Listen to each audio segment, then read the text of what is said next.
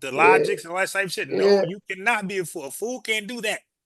Well, the reality of the matter is, if you're studying from a biased point of view or a point of view that is not based in on the correct path, you can be following that path into Yeah, your but everybody charge you with into that. your ignorance. Okay, so the reality of the matter is this: we're not going to discount the colonial powers and how they underdeveloped Africa. Are y'all sitting up here telling me that Africa didn't get carved up by the colonies, Yo, why are colonial you talking powers? about the past? We're talking Uh, about okay. So fine. right, If you're talking about the see again, what do you want to bro. argue? We Do talk you about want the past. Hold on. okay? We talk about the past all the time. You talked about So peonage. You I'm talked asking about right now. Wait, I'm you asking right talked now. about the Wait, housing act under no, but FDR. I You want talked to about be yeah, all of these but I things. bring you to the present. Okay, so when I mention the Yeah, past, I but never you. stay there. I I'm not bring you to saying the there present. either, though. I'm Okay, not. I'm not saying there bring either. us to the present. So I start with the will if you past. let me Okay, go lay ahead. it down. Lay it Go down. ahead. All right. Okay. So, and actually, I already did that when I said about the CIA president in Nigeria right now. That is But bringing it that's to the alleged. present. That's alleged. Alleged, fine, call it you want. Okay, It's so a what country are you going to start from the hold past to the up, future? bruh. Hold I'm on, just asking a question, bro. Which country are you going to? bruh. Okay, this is what I'm saying. Like now, the reality of the matter is, I'm going to. Well, anyway, that's neither here nor there. Now So I'll the pull it up for you. Now we no, don't no, no, gotta. no. I wasn't. Listen, hold on, relax. Okay. So, like I said, every country that we're talking about in Africa that we want to sit here and point the blame and say it was just the Nigerians or it was just the Ghanas or it was just the Rwandans. There was European colonial powers involved in all of that. Okay, so we're not going to sit here No, I and mean act like you they haven't got proved any. that yet. Hold up, wait. We're not going to. We all know, brother. We're not going to No, we sit here. don't. We don't know that. You got to teach us, Okay, so teacher. as I was saying, if you won't cut me off, the reality of the matter is, when we talk about Rwanda, we know the France and the Belgium was involved. We They're the don't one who know that. hold up. Explain how. Okay, I'm about to. They're the one who set up the class system between the Hutus and the Tutsis. There, it was Belgium, it was France who set that up. Okay, they actually just burned down the France and American and Belgium embassies in Rwanda not too long ago. Okay, because they're tired of this bullshit. So So that's your so what? proof. Hold on, no, my proof, my nigga. We don't. See, this is what I'm saying. Y'all want to talk to me about We history. want to know your proof. That's all, bro. We That's y'all want my. It's it's a. Why do I have to prove simple history?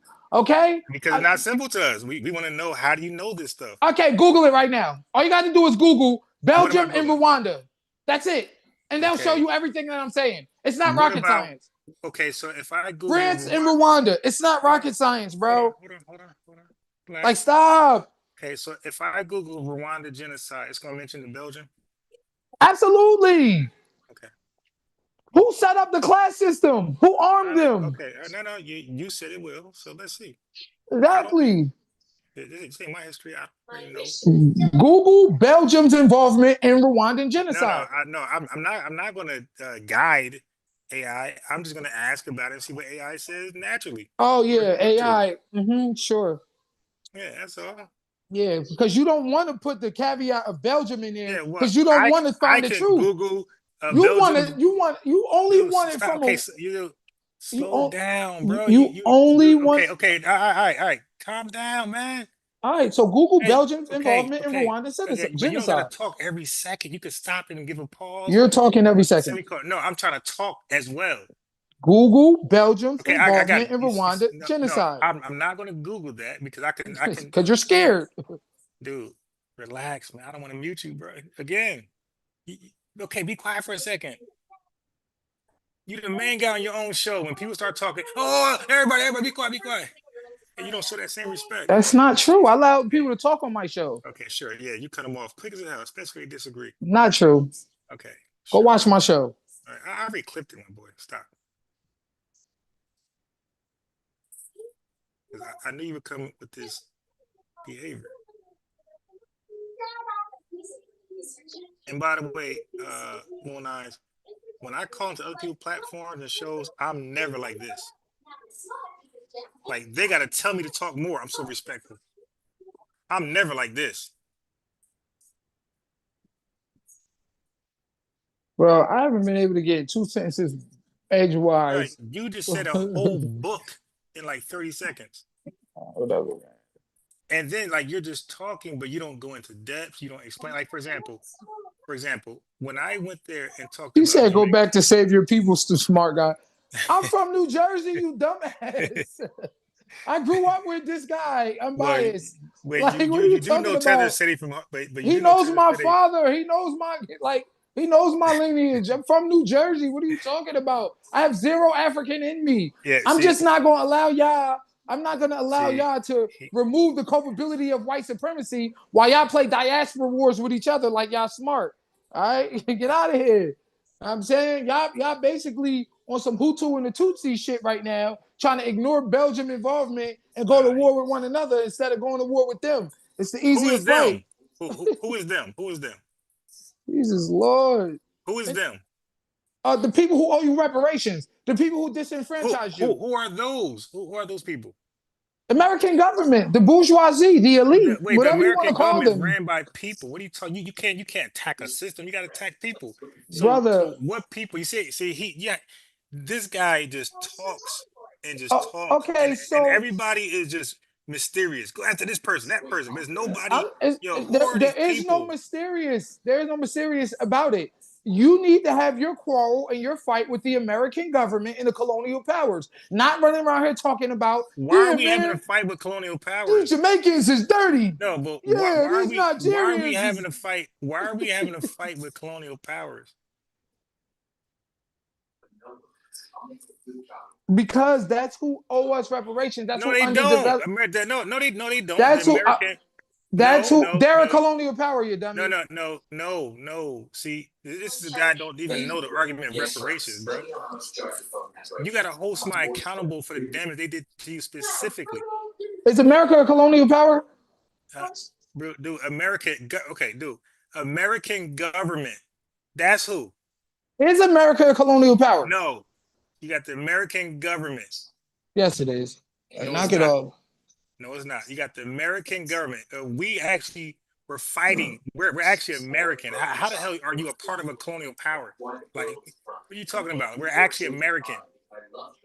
Okay, we're American, and the bad fact of the bad about it is America is aligned with all of the rest of Allied powers and the colonial Dude, powers. we don't even know what you're talking about right now. Yeah, well, you need You're to just figure it out. talking very fast, so we can't catch you.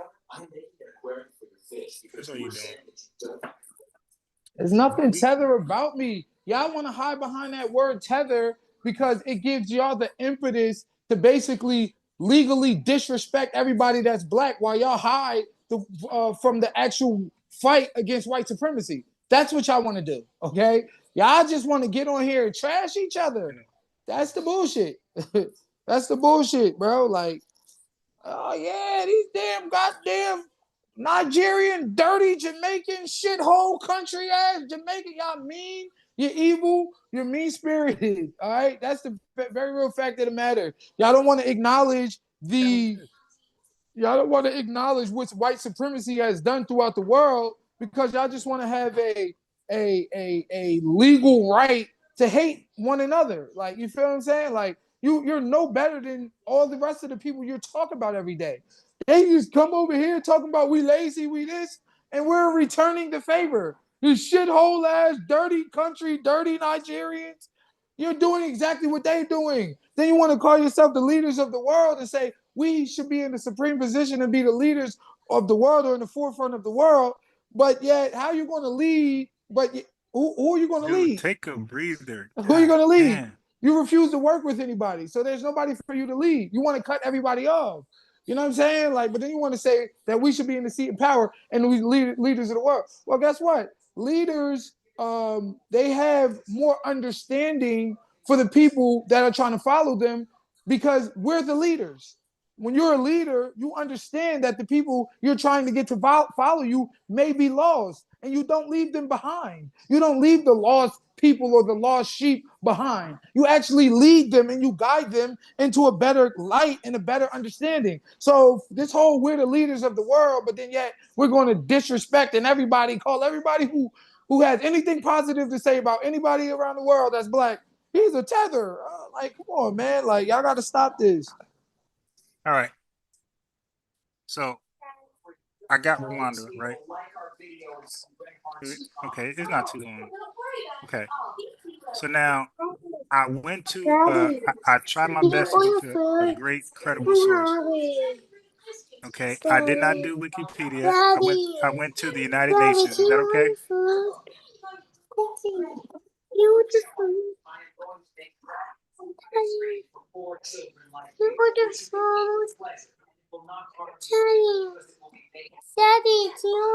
Thank you, Pablo. Watch it. What up? So So I'm what is saying, this? anybody that's not on your wrench wave with a wrench, which you only got 4 or 5 people commenting with the wrenches that all want to try to Yeah, disrespect they all anybody got with the wrenches. opposite, Wait, anybody with but the I'm opposite I'm over here trying argument. to have a conversation now. I just told you that I try to pick a website that you would agree to, right? I didn't go to Wiki. I went to United Nations. Is that okay? The United Nations is not going to give an accurate. I don't believe. I don't know. I have to read what they have, I but haven't read it either. Okay. I highly doubt. I Okay. believe that they too would have a Okay. whitewashed point of view. So who would have so in your mind, what website, what website do I have to go to? Bruh, all you have to do is put BlackPanthers.net. Look, Belgium's involvement no, but that's going to bring me in to a Rwanda. website. No, but that's going to bring me. Look at this guy. You drinking, bro? Yo, that's going to bring me to a website still, and it might be the UN again. So I don't want to read from a source for this guy just to say he disagreed. Now I'm gonna do United Nations anyway because this is a credible website. Okay, and this has a brief history. This has a timeline. Brother, give me something similar. I will read yours too. Find me something like this, and I'll read it from a credible website, of course. That shit can be jokes.com, not like that. Okay, All just right, lay down. I'll give you a website. Before you read that, just understand, Chad. He's afraid to Google Belgium's involvement in Rwanda genocide because he We're knows it's actually going to going to lead read it. him to tons of websites. Oh, So he's okay, trying to be all right. After that, now disingenuous take a and breather. only Okay, go to okay, a bro. website that's Okay, I got it. whitewashed I got it, dude. Relax. that won't give you Belgium's involvement. His health cannot be good. That was All great. this screaming, yo, you're never I actually calm. just came from the gym, so I'm already got Yeah, I my. wonder why you're I there. got You see, your health problems, bro. Shit, people be in the no, gym no, because of no, health problems. no. All I'm right, in the listen. gym because I'm cocky. You All heard? right, so calm down. Why you so hyper? All right, The last half an hour trashing me. Yes, am I right? okay, so now everybody can see it. So everybody see the website, un.org. For some reason, this is a trash website. I would love to see where he Yes. could have gone. Watch her. He running Okay. from the sources. Okay, so now it says Rwanda, a brief history of the country. Oh, it says prior to the colonial era. So we're gonna talk about it all. Okay. So it says by 1994, Rwanda's population stood at more than 7 million people. You know what? Conveniently, they start at 94. Let me do that. That's not what he started. Yo, Oh. this guy, this I guy just thought really that's is what I on heard some you type of say. narcotic or some shit. Nah, that was a quote man I was reading from. But hold on. I'm going to I'm gonna send it to my laptop so I can just let a computer read it. I ain't gotta waste time trying to make it big and read it. Where's the chat? Where's the chat? Oh, right there. There's the chat.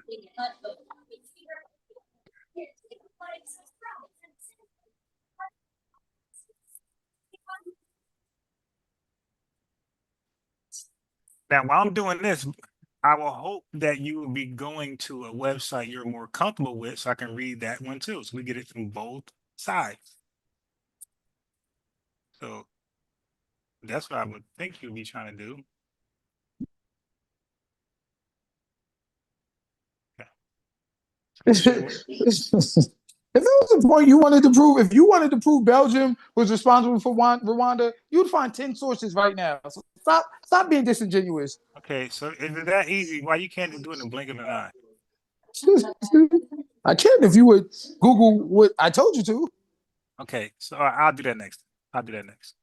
So it says, I'm gonna do that next. It says Rwanda is assigned to Germany as part of, wait, why am I reading this?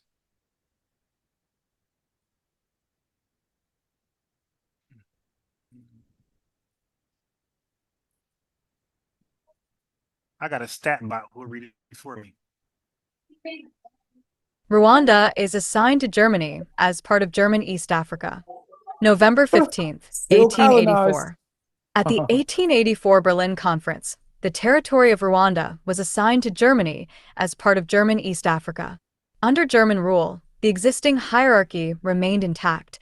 Tutsi chiefs maintained order over the majority, made Hmm. up of Hutu lower classes. Oh, so even under German rule, they still had their hierarchy. Okay. So interesting. I wonder if your website is gonna say that.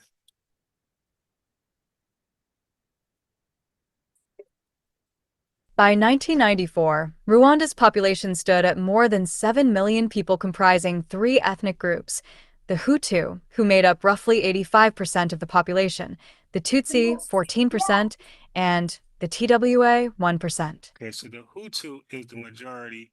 Prior to the colonial era, Tutsis generally occupied the higher strata in the social system, and the Hutus the lower. However, social mobility was possible. A Hutu who acquired a large number of cattle or other wealth could be assimilated into the Tutsi group, and impoverished Tutsi would be regarded as Hutu. Okay, so they had a classism. They had some classes on there. Okay, prior to colonial era, they had classism. All right, interesting. They had a lower class and upper class. Hutu. A clan system also functioned, with the Tutsi clan known as the Nyanjinya being the most powerful. Hmm. Throughout the 1800s, the Nyanjia expanded their influence by conquest and by offering protection in return for tribute. So they expanded their themselves by conquest. Interesting. Yeah. Tribute. Okay, now let's go here. Let's go chat bot. Late 1950s. Ethnic conflict begins. Ethnic. The former colonial power, Germany, lost possession of Rwanda during the First World War. Okay, so Germany's out. My fault. And the territory was then placed under Belgian administration. Okay, so now Belgium is in. Administration. In the late 1950s, during the Great Wave of decolonization, tensions increased in Rwanda. Okay, so this was during the Great Wave of decolonization. Tensions increased in Rwanda. Okay. Rwanda, Yo. the Hutu political movement, which stood to gain for majority rule, was gaining momentum while segments of the Tutsi establishment resisted democratization and the loss of their acquired privileges. Uh-oh. SETI voice. Uh-oh. I'm just gonna make the font bigger so the chat can read along. 'Cause it's still tiny. I think it's okay. It's legible. I know it is. Okay. So tensions within themselves were growing. All right. Let's keep going. Stats bot. Privileges. We got them. You don't have nothing. We got them. All this black allergy. I call this bluff, and we're gonna Google what you say. Okay, because we're gonna definitely Okay. Google what you say next. But right now, All right. you're looking bad out here. Late 1950s. Okay, there we go. Ethnic conflict begins. I read this. The former colonial power, Germany, lost possession of Rwanda during the First World War, and the territory was then placed under Belgian administration. In the late 1950s, during the Great Wave of decolonization, tensions increased in Rwanda. The Hutu political movement, which stood to gain from majority rule, Mm. was gaining momentum while segments of the Tutsi establishment resisted democratization and the loss of their acquired privileges. Okay, so the Hutu weren't they 85%? Okay, so it says that they stood to gain from majority rule because they was 85% of the country. The Tutsi were 14%, and the other folks were 1%. Okay, so in the majority rule, the Hutus gonna always win, 85% of the population. All right, I got it. Let's go. November 1959. In November 1959, a violent incident sparked a Hutu uprising in which hundreds of Tutsi were killed and thousands displaced and forced to flee to neighboring countries. This marked the start of the so-called Hutu Peasant Revolution, or Social Revolution, lasting from 1959 to 1961, which signified the end of Tutsi domination and the sharpening of ethnic tensions. Interesting. Okay.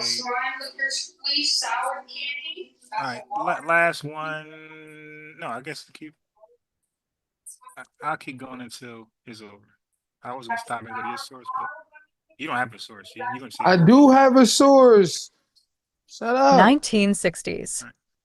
Rwanda gains So you independence. got a source. That means you got a specific website, right? Yes, I do, sir. Okay. Cool. I'll type it in next. Okay, thank you. Independence, 1962. By 1962, when Rwanda gained independence, 120,000 people, primarily Tutsis, had taken refuge in neighboring states Mm. to escape the violence which had accompanied the gradual coming into power of the Hutu community. Okay, so the Hutu was coming into power, and the violence that the Tutsis were victimized by were from the Hutu. Okay. Community. A new cycle of ethnic conflict and violence continued after independence. Tutsi refugees in Tanzania and Zaire seeking to regain their former positions in Rwanda began organizing and staging attacks on Hutu targets and the Hutu government. Okay, so now Tutsis are responding. Okay.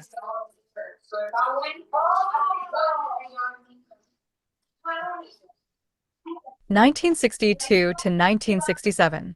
10 such attacks occurred between 1962 and 1967, each leading to retaliatory killings of large numbers of Tutsi civilians in Rwanda and creating new waves of refugees. Sounds like genocide to me. Okay. Wow. 480,000 Rwandans became refugees. Okay. No problem. Haven't read the Belgians yet, but okay. Schedule it and Google what I told you to. I'm good. Yeah, but you got a source though, so we ain't got to Google. We can I read right to it. that's All right. fine. But it's By the end disingenuous of the you refuse to 1980s, Google it some though. 480,000 Rwandans had become refugees, primarily in Burundi, Uganda, Zaire, and Tanzania. They continued to call for the fulfillment of their international legal right to return to Rwanda. However, Juvenal Habyarimana, then president of Rwanda, took the position that population pressures were already too great and economic opportunities too few to accommodate large numbers of Tutsi refugees. Okay, so just a reminder, we read the word Belgium or whatever, yeah, Belgium, literally one time. Okay, that's no exaggeration.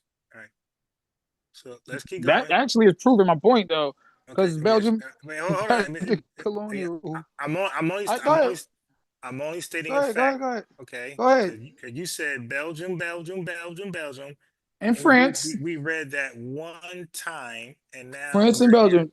That's Okay, because that's the but source you I wanted didn't to read the read.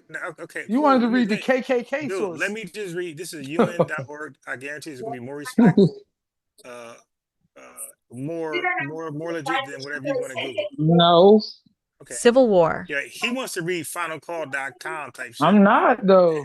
and that's okay. I'll read it because I said I'll read it, but we're gonna laugh when we get done. Okay, All right, because everybody's making this stuff up. right. Rwanda. Oh A shit. Yeah, well, I mean, that's your angle. This But website, them you who went have a when you ain't vested just. interest All in right, dude, reproving white relax, folks, relax. Come on, they're right. where was I? Was I here? Yeah, I was here. Okay, this is looking really bad. This is the streets want a body, and I think we got one. We're Civil actually War. looking bad. In 1988, the Rwandan Patriotic Front, RPF, was founded in Kampala Uganda as a political and military movement with the stated aims of securing repatriation of Rwandans in exile and reforming of the Rwandan government, including political power sharing. The RPF was composed mainly of Tutsi exiles in Uganda, many of whom had served in President Yoweri Museveni's National Resistance Army, which had overthrown the previous Ugandan government in 1986. While the ranks of the RPF did include some Hutus, the majority, particularly those in leadership positions, were Tutsi refugees. They stay overthrowing each other governments. All right, here we are.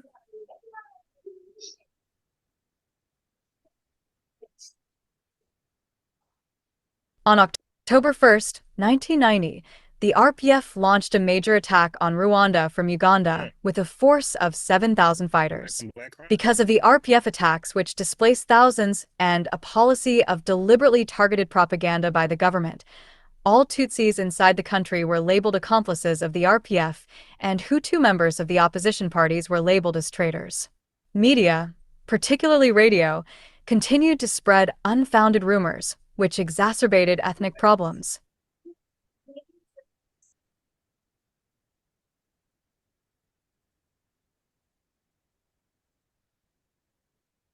In August 1993, through the peacemaking efforts of the Organization of African Unity, OAU, and the governments in the region, the signing of the Arusha peace agreements appeared to have brought an end to the conflict between the then Hutu-dominated government and the opposition Rwandan Patriotic Front, RPF. Wait a minute. Yeah, chat. I could have sworn we read the genocide. We didn't even get there yet. Oh my God. I thought all that time we were reading about the genocide. So that means that these guys were fighting amongst themselves naturally. Yeah, I thought we were getting down to like how it was resolved and reparations, whatever. I didn't, so the genocide didn't even happen yet? Oh man, this shit is over. This shit is over. They already Is hate it each my other. go yet? Is it my go yet? You've been going for mad In long, October bro. 1993, the Security Council established the United Nations Assistance Mission for Rwanda, UNAMIR, with a mandate encompassing peacekeeping, humanitarian assistance, and general support for the peace process. From the outset, however, the will to achieve and sustain peace was subverted by some of the Rwandan political parties participating in the agreement. With the ensuing delays in its implementation, violations of human rights became more widespread and the security situation deteriorated. Later, evidence demonstrated irrefutably that extremist elements of the Hutu majority while talking peace were in fact planning a campaign to exterminate Tutsis and moderate Hutus. Okay, so I'm gonna stop right there. I'm not gonna read the genocide because that's the part you want to cover. So I want to go to your source on the genocide. Okay. All right. Go to my source. But I thought I was reading genocide that whole time. We didn't even they did so much killing. We didn't even get to the genocide yet. Bruh, mondediplo.com. Who? MODMONDEDIPLO.com. .com. Yes. No .gov.org. Bruh, just listen to the veracity in the claims. No. I'm good. I'm good. So now I'm gonna Google like you said. Yeah, we're not gonna cherry pick some Black Panther. Malik. No, it's not that, brother. But let me get my article. I don't need you to. Now you being disingenuous. It has to be legit. It has to be a legit article. It is the legit. What am I typing? Okay, cool. What am I typing in Google? Yeah, I'm not reading. Raheem Moore's. I'll read it myself then. No. We're gonna see it together, bro. Okay, certified. You said go to Google. I'm at Google. What am I typing in? Belgium's involvement in Rwandan genocide. Belgium's.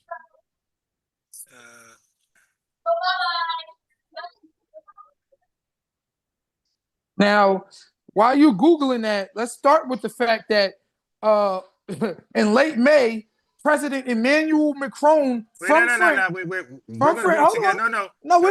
that. But we're gonna read together. No. Such a coward, bro. Like I shared my screen, and you want to just talk for an hour. Now I can't set up. I can't set up my stuff. Yeah, I didn't know because we're gonna see it together. I shared my screen.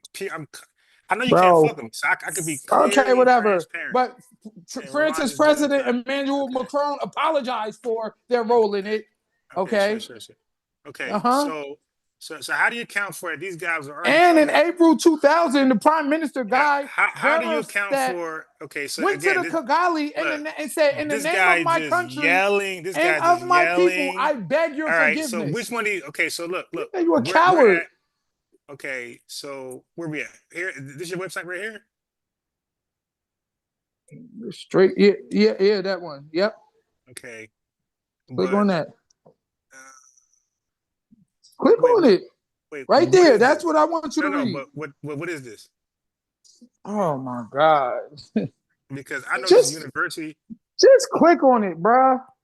And They I'm ain't gonna no first see what it is. ain't Mind nobody lying. EP. Mind EP. Let me look this shit up. Look at this guy. Yeah, First you I want know to not your Google ass is Rwanda. lying. Now you don't want to go to my source. Yeah, This guy. yeah, that's a problem. It's your source. I don't have a source. I just go This find your guy. sources. This guy. This Yeah, guy. you gotta check this guy right here. We know he can't. He can't research for shit. Okay, so what is this? This guy. Yo, Watcher, do you see this guy? Do you see this guy, Watcher? Yeah, I He's can't trust scared. you. He's scared. Now I can't read my source. This guy's Nah, scared. we don't trust you. You need more people. Oh God. First it was I don't have a source. Then was I'm not gonna Google Okay. Rwanda's role. Now I'm not gonna read what you give me. All right. Come on, bro. Come on. You're being disingenuous, brother. All right. So we are here right now. Okay. Thank Yeah. you. I just gotta fact check your ass. All right, that's cool. Now let's read. Okay. Okay. Where I'm starting from. Hold up. Go back up to the top. To the top. First of all, let's start there. In late May, President Emmanuel Macron, who is the president of France, recognized France's responsibility for the Rwandan genocide in 1994. But intercommunal hatred grew during decades in Belgian rule. So we got Belgian right off the top. All right, Mm. you gonna read some white supremacist website. Now keep going down. And let's get to This is the a French. Wait. Yeah. Do you know what website this is? no. It's a French website. That's cool. Okay. But So that ain't waste. That ain't a colonial ruler. now I'm talking about you win. Do you win? Who have a vested interest in making certain Wait. nations So look good? Like wait. So stop. okay. So the UN is I don't even bad, but want to this. argue. Just read. No, no, Let's just no, read. no, no, no, no, no, no, no, no. But see, that's the thing. Shut up and just read. You keep making claims. I want to respond to your claims. So You don't want to respond to my okay, claims. so you should have just read. I was quiet when you was reading. Okay, so the UN website is garbage, but this one is good, right?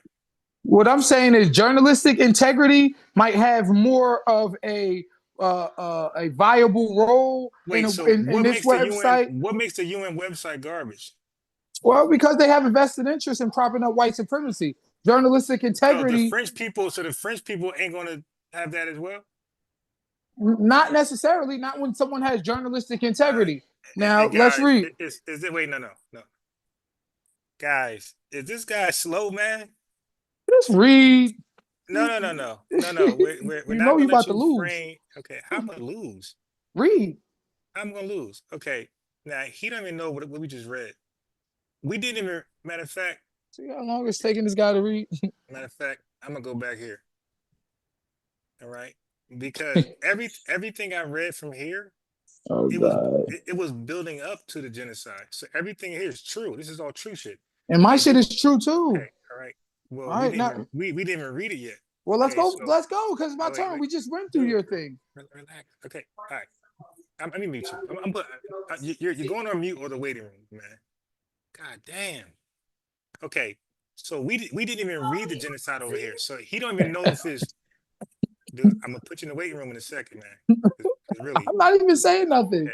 All right, so just stay on mute until I explain. Okay, we didn't even read the genocide here. This might line up exactly like this.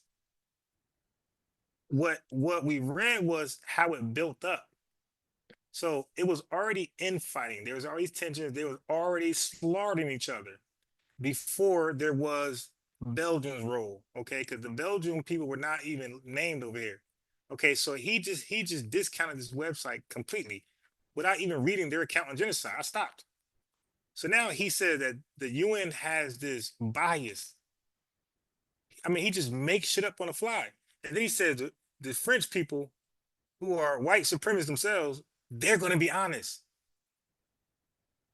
I mean, I just can't make it make sense. It's like, okay, that's why I asked him, like, yo, so the French are going to be honest, but you ain't going to lie. So what in from 93 until all the way to, let's say, the 50s? Because it says pre-colonial, so the 50s. So all of it, they were just lying. So this ain't history. So I can't read this nowhere else. This is just on this website only. Okay, so I'm going to compare and contrast both at the same time because I want you. We're going to see if they say the same thing. Okay, we're going to do both. I'm really interested to see if they're going to say the same thing. Because if they say the same thing, dude, you're out of here.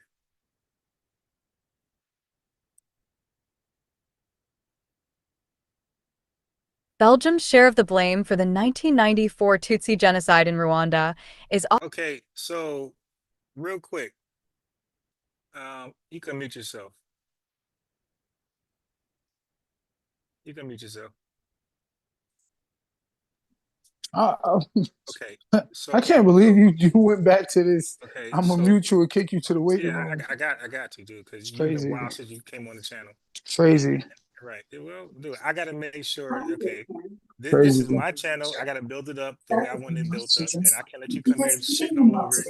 Okay, why you don't Crazy. treat your own podcast like this? All right. So yeah, so we do things different here. This ain't unbiased sports.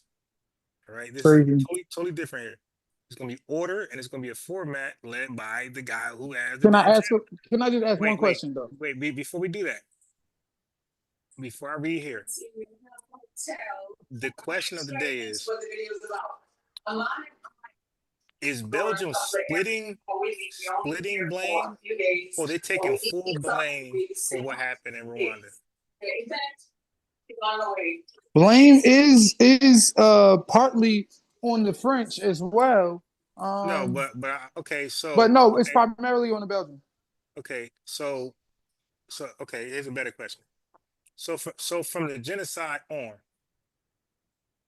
the Tutsis and the Hutus, they're innocent, right? They're just being played at this point. You want me to answer that? Yeah. Yes, they're Okay. absolutely being played and played against one another, and in a So they're very innocent. Like, are they still warring with each other, or like, is it peace? Is it over? what I'm not gonna say they're innocent. I'm not All gonna right, say that let me just read it. because let me expound. I'm not Nah, gonna say that. let me just read. Let me just read because I thought you knew in advance, and Well, can I I? just Well, I wanted so I can't say nothing. I just want to read. I just want to read because you look, Well, dude. just let me answer that question you asked I on got why it. I said that. Okay, Belgium's role in So, nah, hold I on. ain't doing it. Let me answer Rwandan the question. genocide. No, I'm good. I'm good. I thought you was gonna, Oh my God, yeah, this is because how I you want to run your make sure, platform. people like you that just want to preach. I'm not. You asked me a question. I want to be able to Belgium's share of the expound on blame it. for the 1994 Tutsi genocide in Rwanda is often overlooked today because of the debate over France's role. But Belgium's responsibility can be traced back to the aftermath of the First World War, when a League of Nations mandate gave it administrative control of the two former German colonies of Rwanda and Burundi. The Belgians knew nothing about these two small countries and decided to administer them indirectly, using existing local structures. In this case, a feudal system headed by a Mwami sovereign who ruled by divine right. The Belgian government was unwilling to spend time and effort on running territories far poorer than neighboring Congo, present-day Democratic Republic of the Congo, DRC, which King Leopold II had owned and ruled directly between 1885 and 1908, and enlisted the help of the Roman Catholic missionaries of Africa or white fathers, hoping that evangelization would become a tool for both colonial domination and development.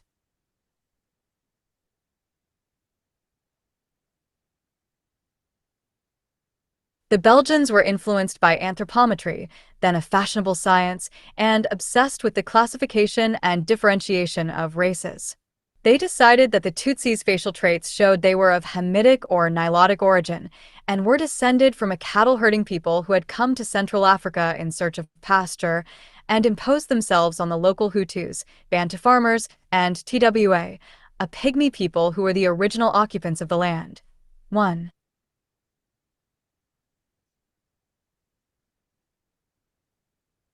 Is your source, right? In Rwanda, as in neighboring Burundi, the legitimacy of the monarchy was based on religion rather than ethnicity, and the Belgian colonists and missionaries were able to undermine the authority of the Mwami, Yuhi Muzinga, eventually deposing him in 1931 on the grounds that he refused to convert to Christianity.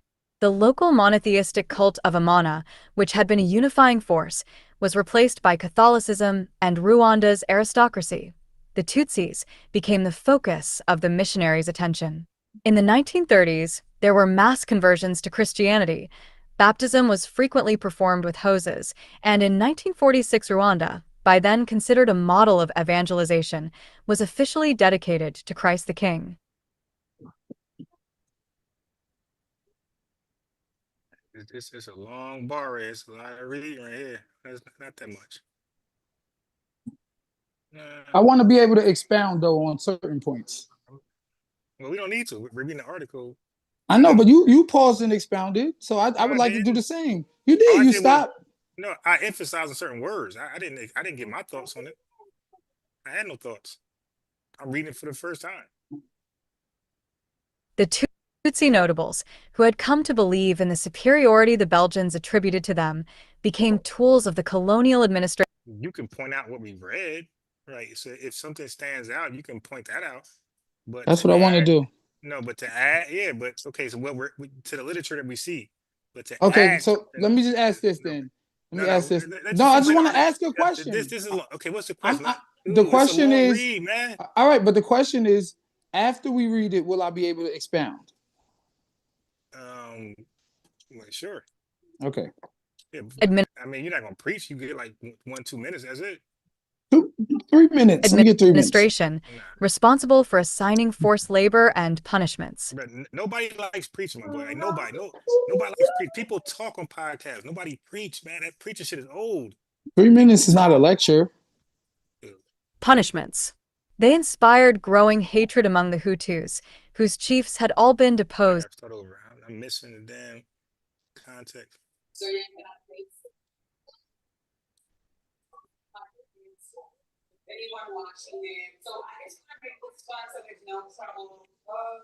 The Tutsi notables, who had come to believe in the superiority the Belgians attributed to them, became tools of the colonial administration, responsible for assigning forced labor and punishments.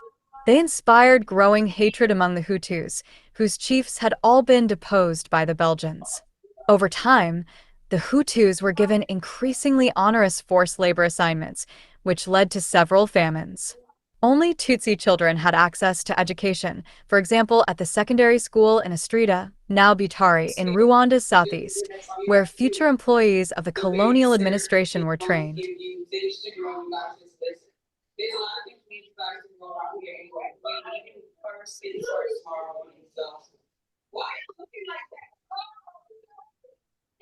Another factor of social cohesion destroyed by the Belgians was the system based on three categories of chiefs in charge of land, cattle, and military affairs. From 1930 to the late 1950s, the colonizers and missionaries unpicked the fabric of the Rwandan nation, even issuing identity cards that recorded the bearer's ethnicity. For a time, the system worked, but as the Tutsi elite began to show an interest in the independence movement spreading through Africa, and the UN pushed for an end to colonial rule, the Belgians, who included progressive Christian Democrats, suddenly realized that the Hutus, considered more docile though more numerous, had suffered discrimination and been excluded from political power.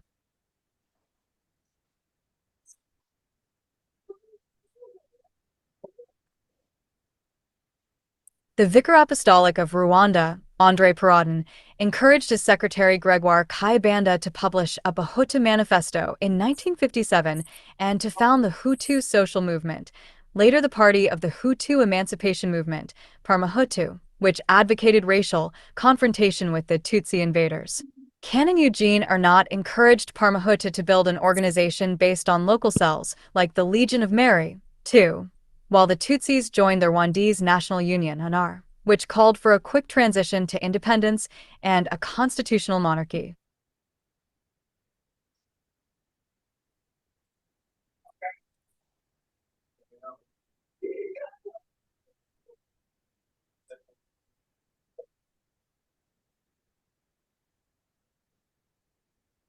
The Troubles began in 1959 with a revolt by smallholder farmers, directed not against the Belgian colonial administration but against Tutsi notables and officials.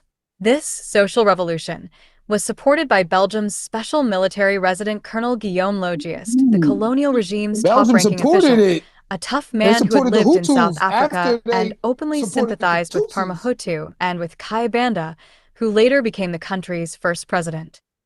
Independence, declared in 1962. Yo, why are all the independents in 1962? The Nigerians, now these shithole people, and the Jamaicans, yo, all of them in 1962. Like, what is up with Wait, I thought we 1962? was reading. What happened? Yeah, no, because this date, everybody's independence is in 1962. I should be able Th- to expound on my This article. is Jamaica. Well, I'm pointing out something. It's a pattern. I'm a pattern guy. I'm So pointing real out. quick, let me point out one thing. Let's Wait, point hold on, out you how see, well, I'm gonna real start. quick, No, this dude, this I don't know how much you got here. real All quick. right, I look, just I'm not gonna do it. I'm either gonna play the rest of it or I'm not. all right, go It's ahead, like play it. it's already 10 Play it. o'clock.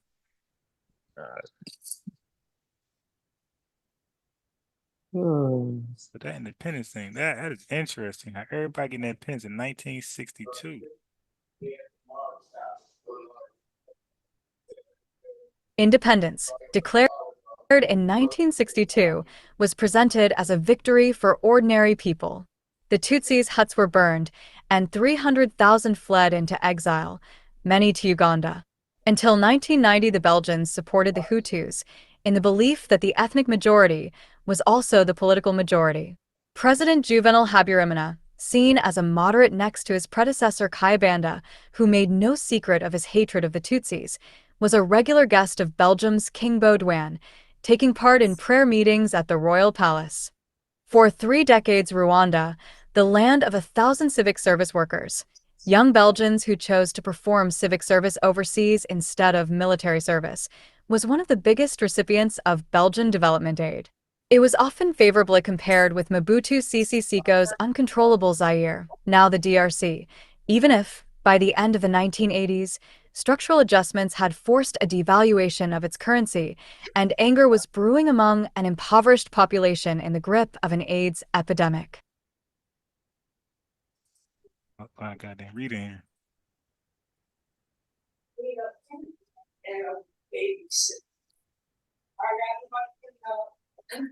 But when war broke out on the Ugandan border in October 1990, Belgium failed to support the Rwandan government against the Army of the Rwandan Patriotic Front, FBR, made up of Tutsi refugees who had fought in the national resistance. Wait, why did war break out?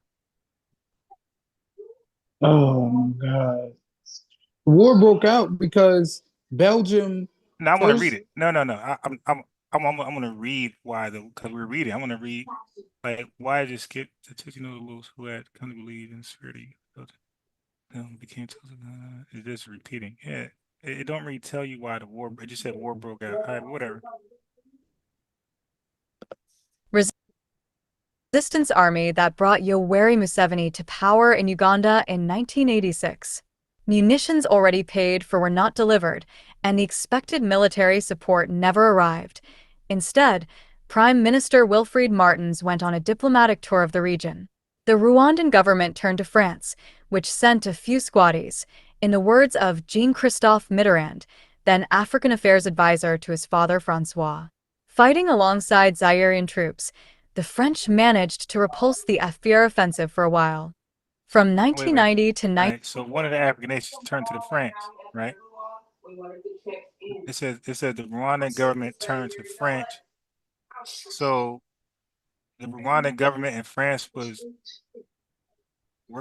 fighting side by side against a black nation. Interesting. From 1990 to 1994, the Belgians did all they could to promote dialogue. They supported the Arusha negotiations and the principle of power sharing. As the regime became ever more oppressive, they encouraged the Hutu opposition parties. They denounced human rights violations, political assassinations, and localized ethnic massacres unreservedly, but everything suggests they never really believed that a people who had been their protégés, if not their friends, for so long, were capable of genocide. What? They denounced 19 the Belgians did all they could to promote dialogue. So the Belgians did all they could to promote dialogue. They supported the Arusha negotiations and the principle of power sharing. As the regime became more oppressive, they encouraged the Hutu opposition parties. They denounced they denounced human rights violations, political assassinations, and localized ethnic massacres unreservedly. But everything suggests they never really believed that a people who had been their protégés and not their friends alone were capable of genocide. Hmm. Genocide. They never believed the Hutus would really carry out the threats of exterminating the Tutsis, so often and openly voiced on Milis Kalina's free radio and television, RTLM. So the Hutus, What did you just cut off? so the French was trying to. That's interesting. All right, let's go. Did you cut up orange? Want nobody to miss that?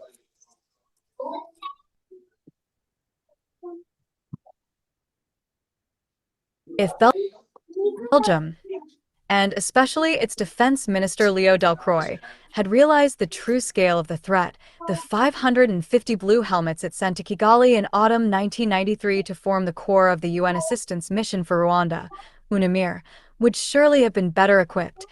They would have had better maps of Kigali. They would not have been scattered across 14 undefendable camps. And they would not have been promised a holiday in the land of 1,000 hills in early 1994 with serious incidents becoming more frequent. Belgium finally grasped the level of hostility and asked the UN in vain to amend the mandate, which placed its peacekeepers under Rwandan military authority, so as to allow them to intervene. Oh shit. We're about to get into it. The murder of 10 Belgian blue helmets on April 7, 1994, the hatred expressed on RTLM, and the threats against Belgian expatriates who were lumped together with the Tutsis and had to be evacuated. Wait, wait. So the Hutus murder Belgians and the Tutsis? Wait, run that back, Turbo. Wait, so they killed the Belgian and the Tutsis. Am I reading that right, Focus? I'm just gonna wait for my stuff. So yes, I'm just commenting what we're reading. Okay, so the Hutus they murdered the Belgians and the Tutsis together. Okay, this ain't going the way you painted it, my boy. The murder of 10 Belgian blue helmets on April 7, 1994, the hatred expressed on RTLM, and the threats against Belgian expatriates who were lumped together with the Tutsis and had to be evacuated in haste shocked Belgians all the more because they had until then regarded Rwanda as a friendly country. Oh, so they waged war on the Belgians and the Tutsis. Country. Rwanda was now a grotesque parody of Belgium's own system based on balance and compromise between linguistic, if not ethnic, groups. On April 14, 1994, when Foreign Minister Willy Claes told UN Secretary-General Boutros Boutros-Ghali that Brussels intended to withdraw its peacekeepers and encourage other countries to do the same, there were no objections in Belgium to a decision that effectively abandoned Rwanda to the executioners. Yes, this is it right here. It was only in April 2000 that Belgian Prime Minister Guy Verhofstadt, who had led the 1998 Parliamentary Commission on Rwanda, traveled to Kigali and said, "In the name of my country and of my people, I beg your forgiveness. All right, so go ahead and give your twist on it, and I'm gonna see if the other article lines up with this. All right, all right. I'm not giving no twist. Okay, the part that you left out, first of all, was that in April 2000, the Belgian Prime Minister Guy Verhofstadt went to Kigali and said, "In the name of my country and of my people, I beg your forgiveness." He begged forgiveness for their role in it, as well as did Emmanuel Macron. So the entire idea that Belgium had no involvement, which is what the UN article said, that you try to act like Belgium's name was only mentioned one time, but yet we see Belgium had much more of an involvement, and you can try to dance in Harlem Shake around the reality of Belgium's involvement and the fact that they begged for forgiveness, but you can't do that. So not only did they start the class system, which they gave the Tutsis, as I said yesterday and today, basically, the better living. They gave them the colonial rule, but Tutsis became an arm of the colonial rule, and then they begin to um, create forced labor camps among the Hutus, okay? And it wasn't only until the Belgium realized that the Tutsis was having sympathizing with some of the Hutu uprisings that they began to support the Hutus against the Tutsis after they already supported the Tutsis against the Hutus. And the Tutsis began to feel as the Hutsis the Tutsis begin to feel as though their Belgium counterparts was down with them, if you will. Okay, so it says here, tools of the colonists, right? It says, what does it say? Tutsi notables had come to believe in the superiority the Belgians attributed to them, became tools of the colonial administration, responsible for assigning, and then were responsible for assigning forced labor and punishments on the Hutus. So that's the Tutsis being backed, if you will, by the Belgian government. Then when you go down a notch, okay, it says that where is it at? It says that let me see, uprising against the Tutsis. Okay, it says this social revolution was supported. The Hutus social revolution was supported by Belgium's special military resident Colonel Guillermo Logias. So we have Belgium backing the Tutsis first, creating them, giving them a class system in which they propped them up and allowed them to carry out punishments against the Hutus. But then when the Hutus decided to rebel, Belgium backed the Hutus. Okay, so this is Belgium on both sides of the Civil War. Okay, on both sides of the Civil War. Okay, then um, it says,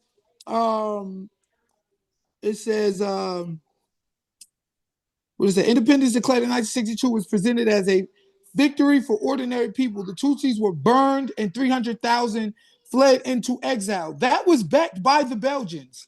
Okay, until 1990, the Belgians supported the Hutus. So you supported the Tutsis first. You armed them against the Hutsis. You propped them up. The Tutsis first. You propped them up against the Hutus. You allowed them to deal out punishment. You allowed yourselves to be an arm, and you allowed yourselves to believe in the superiority Belgium attributed to you. So Belgium backed the Tutsis first, but then from 62 up until 90, the Belgians supported the Hutus. So this is them on both sides of the coin, okay?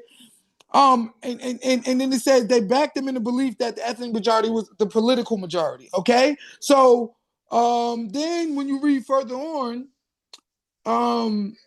it says for 3 decades, Rwanda, the land of thousands of civic service workers, young Belgians who chose to perform civic services overseas instead of military service, was one of the biggest recipients of Belgium development aid. It was often favorably compared with Mobutu Sese Seko's uncontrollable Zaire, now the DRC. Even by the end of the 80s, structural adjustments had forced a devaluation of its currency, and anger was brewing among impoverished population in the grips of an AIDS epidemic. We all know where the AIDS came from too. Okay, No, it we came don't. from whatever. It came No, no, from the no, Belgians. no, Now, no, no, no. Okay, no, okay, no. So I'm gonna step in now. I'm gonna step in now. I'm not Why? gonna Because I it's a said lie. that AIDS, but you Yeah, just yeah. want to ignore Okay. everything I said. No. We know About the no. Okay, dude, stop.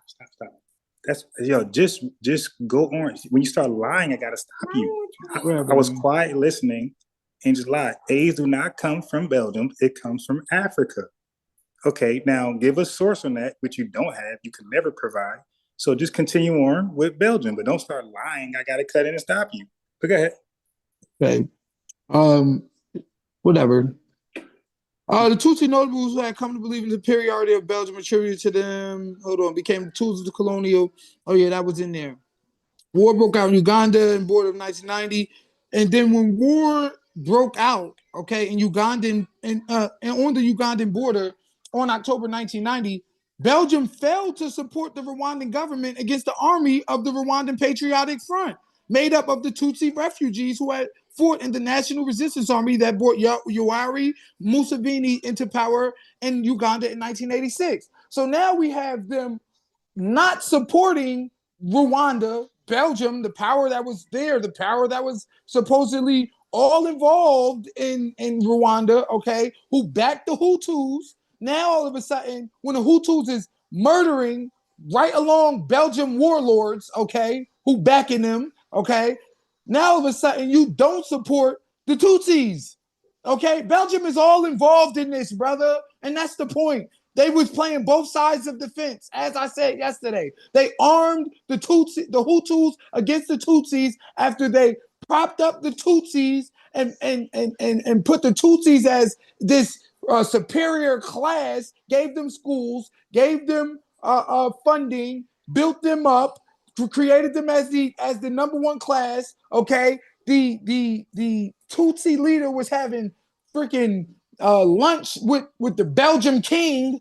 Okay, so they begin to believe in the superiority that was attributed to them by Belgium. Then after you prop them up of superiority, when the Hutus rebelled, you abandoned them and you jumped on the Hutu side and began arming them against the Tutsis, brother. So like I said, the reality of the matter is Belgium was all involved in the genocide in Rwanda and then want to hide their wicked hand talking about we ain't think it was going to get this bad. Maybe we should stop now because you want to hide your wicked hand, okay? And then advocate for bullshit articles like the first one you read that removes all culpability from the Belgian government. So as I said earlier, the European colonial powers were all involved in the destabilization, the underdevelopment, and inciting civil war in Africa and in Rwanda. Okay, and this happened all throughout Africa. So let's stop with this bullshit as if we're the only people on the planet who face white supremacy and white colonial rule. Therefore, we're the only people who can say we're underdeveloped based upon white supremacy, and them niggas in Rwanda killing each other, and them niggas in Nigeria is killing each other because they ain't shit. We can't never work with them. No, this is clear proof that the Belgium was involved in everything that was going on in Rwanda, Belgium, and France, which is why the president of France apologized in May, which is why the Belgian prime minister begged in 2000 for the forgiveness of the Rwandan people. Beg them. It's only you niggas running around talking about, but they only mentioned Belgium one time. Belgium ain't have nothing to do with this. Oh, this is interesting. The freaking prime minister and presidents of these countries themselves are begging for forgiveness. See, this is common history, common knowledge. All right, slow down. So you went like 12 minutes. Only you tethers are Okay, so running around here acting like you can't. Y'all the tethers. So he want to talk over me. He went free uninterrupted. He's not gonna stop. I had to cut in because he would never stop and say, "Okay, bro, what's up?" He would have kept going for 50 more minutes had I not saying the same thing over and over. So now watch this. Now watch how you kill it. So I let him go. See, like when you got truth with you, you don't care what somebody say. Now, what makes that website better than the other one? Like more credible again? Bro, first of all, it's much more detailed. It Wait, no, gives we, it but we gives didn't finish. names. Wait, but we Hold didn't on, it finish. gives names, Wait, it gives wait. dates, No, not no That ambiguous argument that you're I asked a simple question. I said, what makes that website more credible than the other one? because it gives more details, it gives So names, was the it other okay? has So journalistic was the other integrity, one? and Okay, it's so not was the other biased. dude? Was the other okay? Cool. I No, want it to hear that. wasn't. It wasn't. Wait, dude, You you let said me get the yourself. question out. I'm gonna put you. All right, go ahead, go ahead, go ahead.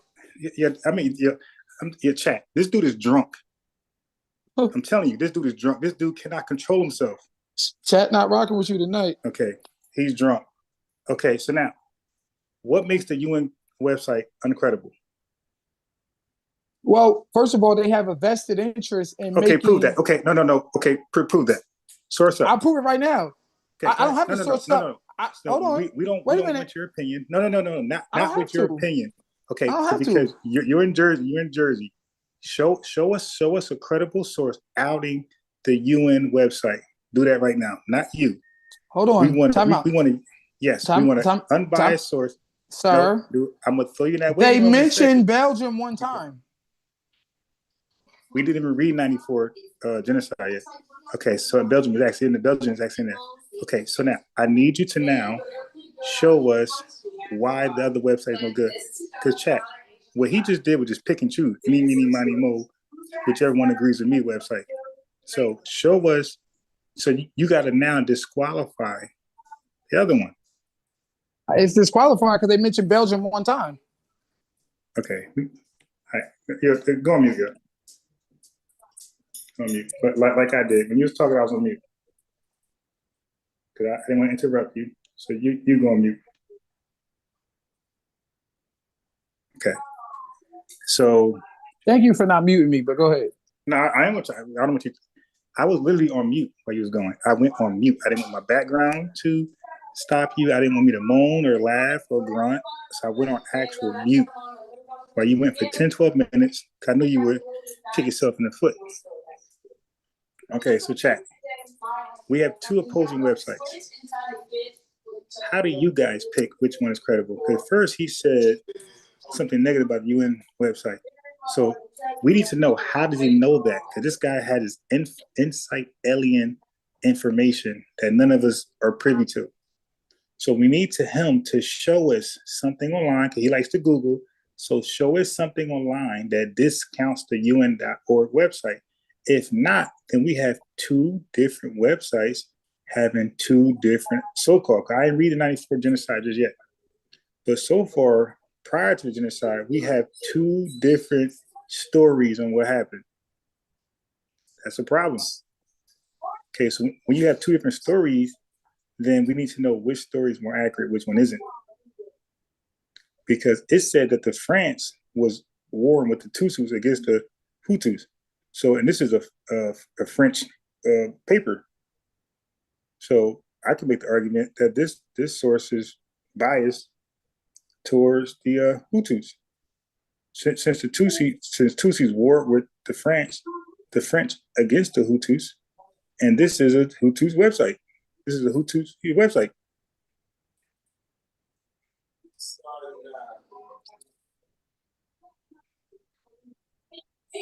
And then wasn't it the Hutus that attacked the Belgians? So I mean, you talk about bias. So again, so in order for us to come to the knowledge of which website is good, or they both good, but if you say one is bad, you got to prove that. Because this guy is a horrible researcher, and when a website doesn't agree with him, he will automatically say it's with the Illuminati. It has an agenda. All these negative things to make it look shady and bad. And when he finds a website he agrees with, no matter how poor it is or how good it is, it's okay. It's a friend. Like I said, the UN website was team white supremacy. But the French website is team white, because he said earlier, the French is team white supremacy. But now the website is no longer team white supremacy. Now the website is a friend of the blacks of the world. Like this is his whole Black Power Pan-Africanist point. They just pick and choose. Whoever agrees with them, they run with it. But I'm gonna finish reading the 94 on the UN. I want to see if it might say the same exact thing. We never read it. We don't know. But he said it don't read the same thing, by the way. So keep in mind, chat, he said that the UN website is not going to say the same thing as the French website. Okay. So now I'm going to go upstairs and I'm going to play. I'm on my iPad. I'm going to go to the computer and I'm going to play the other website. Okay, because you got to explain if it is different. Chat, how do you know who's telling the truth and who's lying?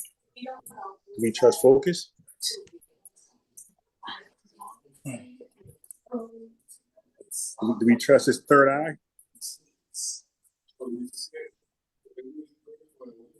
Do we trust Focus third eye?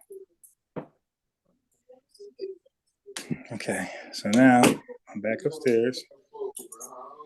Let me just switch audios. Give me a second.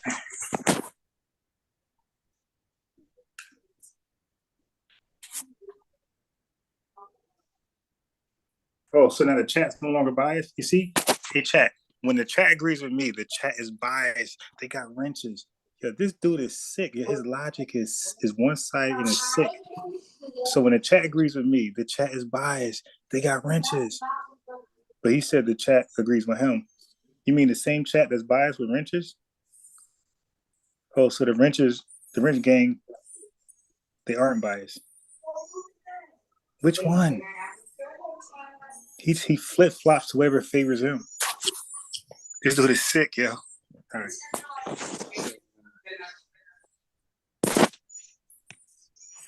The website's bad. It doesn't agree. The chat is biased because they don't agree. But when they agree, they're no longer biased. They are fair. All right. So let's do the other article.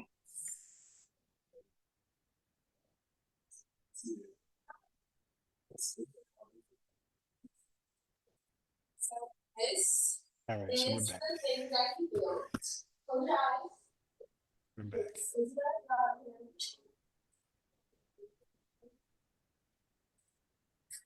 On April 6, 1994, the deaths of the presidents of Burundi and Rwanda in a plane crash caused by a rocket attack ignited several weeks of intense and systematic massacres.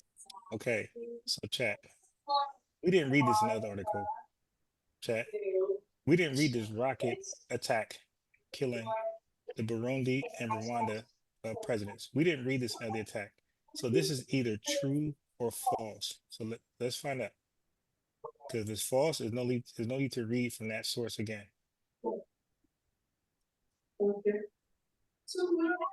Okay, so this is actually true. So far, this website seemed to be accurate. Okay, but he said it was inaccurate. All right, so now why didn't we read? And then he said this is wrong because we didn't read things in the other website here, but we're reading stuff here we didn't see in the other website. So it looks like they both are picking and choosing what information they want to display and express. Okay, we read nothing about a Burundi and Rwandan president dying in a rocket attack on 94. All right, so let's go on. Now, who you guys think is more credible, the UN, a bunch of nations, or just one nation, one European nation? You guys got to decide that. On April 6, 1994, the deaths of the presidents of Burundi and Rwanda in a plane crash caused by a rocket attack ignited several weeks of intense and systematic massacres. Okay, so they said this attack ignited intense and systematic massacres. Okay, and look how many people died because of this rocket attack that we did not read from his website. Massacres. The killings.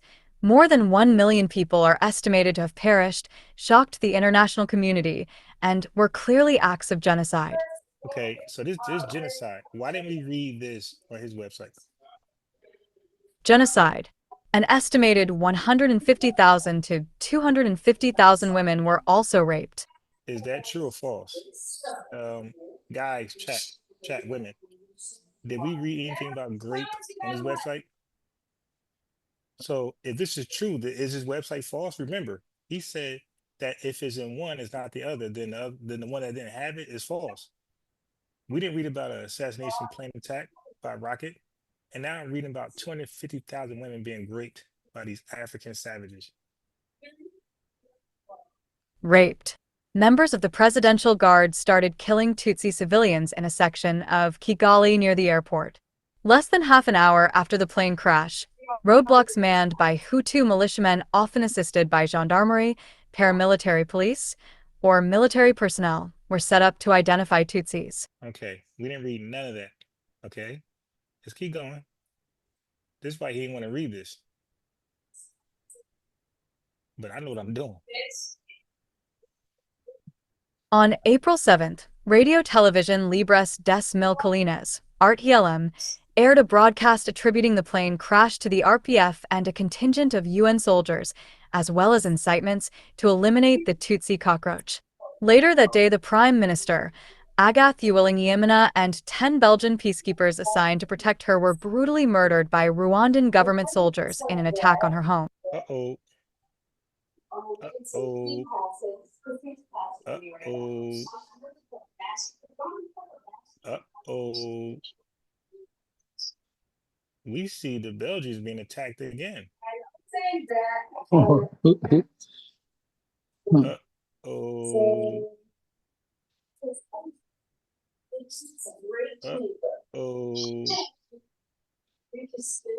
One more time. Who's killing the Belgians, by the way? Later that day, the Prime Minister, Agath Uwilingiyimana, and 10 Belgian peacekeepers assigned to protect her were brutally murdered by Rwandan government soldiers in an Okay, so Rwandan government soldier brutally killed 10 Belgian peacekeepers. attack on her home. Other moderate Hutu leaders were similarly assassinated. After the massacre of its troops, Belgium withdrew the rest of its force. So Belgium ran away. So this guy was acting like Belgium was in the middle of it, and Belgium's been attacked, and they got to retreat. Interesting. Force. This is getting interesting, right, chat? Which source is correct? On April 21st, after other countries asked to withdraw troops, the UNAMIR force reduced from an initial 2,165 to 270. If the absence of a resolute commitment to reconciliation by some of the Rwandan parties was one problem, the tragedy was compounded by the faltering response of the international community. The capacity of the United Nations to reduce human suffering in Rwanda was severely constrained by the unwillingness of member states to respond to the changed circumstances in Rwanda by strengthening UNAMIR's mandate and contributing additional troops. He wanted that smoke.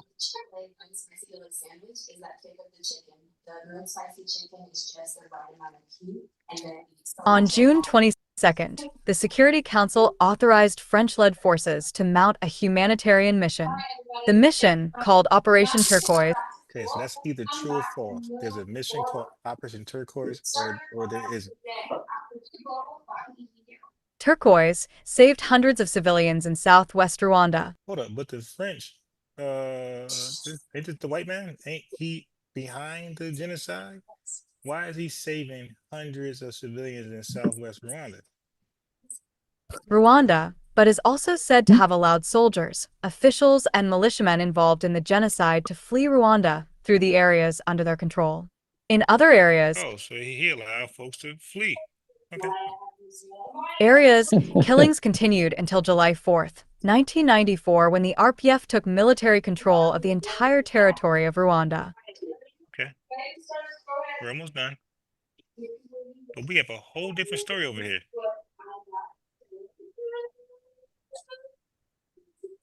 Government officials, soldiers, and militia who had participated in the genocide fled to the Democratic Republic of Congo, DRC, then known as Zaire, taking with them 1.4 million civilians, most of them Hutu who had been told that the RPF would kill them. thousands died of waterborne diseases. That part I know about. The camps were also used by former Rwandan government soldiers to rearm and stage invasions into Rwanda. The attacks were one of the factors leading to the war between Rwanda and the Democratic Republic of Congo that took place in 1996. Former Rwandan forces continued to operate in the DRC alongside Congolese militia and other armed groups. They continued to target civilian populations and cause deaths, injury, and harm. So they continue with their warmongering. Okay. Let's see who gets held responsible here. Dude, not ready. Dude, the pick me website. Pick me. That's what you're doing, buddy. Okay. The Rwandan government began the long. Well, you guys prove this one is false, because if this is okay, so here's the problem. They both can't be true. So one is false, one is true, and I would love for you to prove this one is false. With outside of you, because you don't know shit. Like you said, you from Jersey. Okay, so I'm gonna need you to prove that this website is wrong. Okay, but let's finish. Spider. You might want to mute your background, because got some extra. I'll mute you real fast so I can read this. The Rwandan government began the long-awaited genocide trials at the end of 1996. The delay was due to the fact that the country had lost most of its judicial personnel, not to mention the destruction to courts, jails, and other infrastructure. By 2000, there were over 100,000 genocide suspects awaiting trial. I wonder if they were Belgian or from the Hutus or the Tutsis.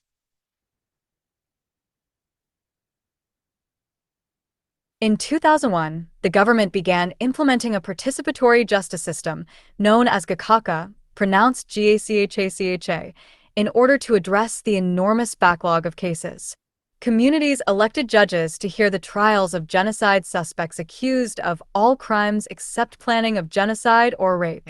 The defendants in Gakaka courts have been released. So they were accused of genocide and rape. That's either true or false. Released provisionally awaiting trial. The releases have caused a lot of unhappiness among survivors who see it as a form of amnesty. Oh. Rwanda continues to use the national court system to try those involved in planning genocide or rape under normal penal law. These courts do not offer provisional release for genocide defendants. So not only were they killing people, these savages were raping. So not only were they killing people, they were graping. But we didn't read the grape at all from this cherry pick website he went to. Okay, so he said that his website, that's why I set him up the question. I said, why is your website more authentic than the UN website? He said, because they was more specific. They had information that the other one didn't have. I said, yeah, but we didn't read 94 down. So now this website has information that his website didn't have. So do we use the same measuring stick for both and throw them both out? He said one was more detailed. Well, this is more detailed. This talk about grape. Yours didn't talk about grape. Is it my go yet? No, ain't no more go. You read a source. It's a source. We're gonna end it right there and move on next topic. Because unless no, ain't no hold to do. It's not your. Be quiet. It's not your go. I'm still reading. Oh my God. There's no hold on. We ain't going back and forth. You read a website. I'm reading one. No, I know, but you did ask me a question. No, about the veracity of UN, and I wanted to respond to. Okay, no. That's out, because we're reading two websites that's contrasting conclusions and the whole history, and unless he could irrefutably show one is wrong, the other one's right, we have a he said, she said type thing going on here. Okay, and this is how you clap back. Okay, so it says the Gaka courts give lower sentences if the person is repentant and seeks reconciliation within the community. These courts are intended to help the community participate in the process of justice reconciliation for the country. Okay, my reader, I want to read. All right. So it says at the international level, the Security Council on November 8th, 1994, set up the International Criminal Tribunal for Rwanda ICTR to prosecute persons responsible for genocide and other serious violations of international humanitarian law committed in the territory of Rwanda and neighboring states between January 1st, 1994 and the 31st of December 1994. The tribunal was located in Arusha, Tanzania, and had offices in uh, Kigali, Rwanda. Its appeals chamber was located in the Hague, Netherlands. The tribunal indicted 93 individuals whom it considered responsible for serious violations for international humanitarian law committed in Rwanda in 1994. Those indicted uh, included high-ranking military and government officials, politicians, businessmen, as well as religious militia and media leaders. The court convicted the prime minister during the genocide, Jean Kambana, to life in prison. ICTR ends its term in uh, 31st December 2015. Okay, so we just read websites that had contrasting summaries, basically. They didn't contrast. Okay, right. So now, this is not for you because it's not your time right now. Because I gave you all the time in the world to represent your own website. You even went back and re-explained. I had no problem. I went straight mute. I let you go all in unfiltered. So now I'm summing it up with this So I don't chat. get the chance to talk again. No, no, this is over. For what? This it ain't gonna stop. You go, I go, you go. It's no point. You read the website. You said what you said. You had 12 minutes. You said enough. That's it. Nothing else to say. I'm reading mine, and dude, come on, man. And now you want to just keep talking. Okay. So chat. This is for you. This is for the chat. And when I air this tomorrow, and again, tomorrow, I got like several channels, but this is for you guys. You got to ask yourself, what makes one website more valid than the other? You heard his reason. So his reason pretty much contradicts itself because this one had information that one ain't had. They didn't hear my Okay, reason. okay, they heard you. Well, you don't have a reason. Okay, I it's your do. opinion. You don't No, want me to wait, talk. no, we don't. You still talk. Let me put you in a waiting room, dude. Come here, man. Wait, he talked freely without me. I did not. I like to lead by example. I like to lead by example. I did not want him to blame me for cutting him off. He talked long as hell. I was quiet. I went on mute. I was listening. I went on mute because I knew I would interrupt. Because he said so much foolery that I didn't want to. I didn't want to. Stay silent. So I went on mute. He can't go on mute. He got background noise. He still don't want to go on mute. And then he keeps cutting in. Like he can't not. Like I think he's a toxic. He can't help himself. Where's the discipline? Well, I'm giving a chat something to ponder. I said, how do you guys determine which source is better than the other? He had to try. He first said the UN, oh, they got this conspiracy theory he did they cannot prove anywhere. I said, dude, can you prove that? What you said about the UN website, a website. I said, dude, can you prove that the UN has this vested interest in to shame Rwandans and make the Belgians look great? He couldn't. But then he went to, and that's the United Nations. He went to a French website, a French newspaper. Okay. We don't know how biased and racist this article is. We know nothing about it. How did he come to know about it? Okay. So, but it told a different story. So how do we know? Because I don't even know. Let's see if the French and Belgians had war because they really hated the Belgians. Let's find out. Did they have a war before? Because they were like super biased.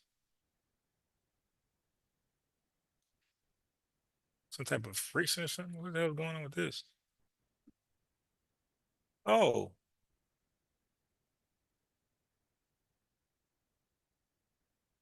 oh.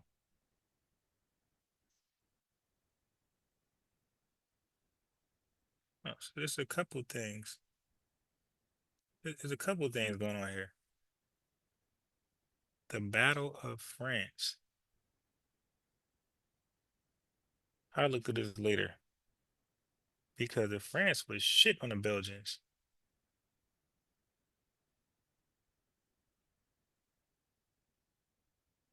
The Battle of France, 1940, the World War II. That's around the time that shit was going on.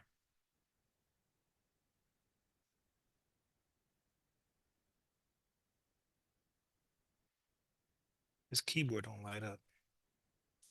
I gotta switch keyboards first chance I get. This is interesting.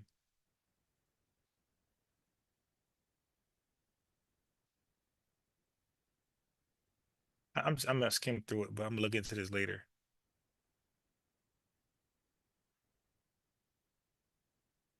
Okay, so with British and French troops rushing into Belgium to meet the German attack, maybe it's something, maybe it's nothing. I'll look into another time.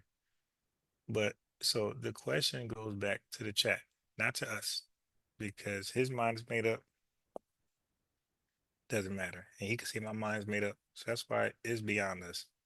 It's to you guys now, and the people who watch this in the future. Why did his website list things about how wicked the Belgian armies and officials are or were, but my website didn't mention them at all? The Why did my biased. why did my website mention? Well, you just nuts. Why did my website mention the grape? 250,000 women being raped. Now he got to explain how can the Belgians force Hutus to grape 200,000 Tutsis,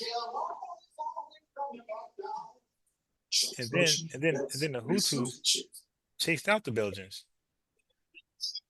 All right. So anyway, so that's going to be for the chat to decide later and the people in the future. All right. So moving on. What else you want to talk about?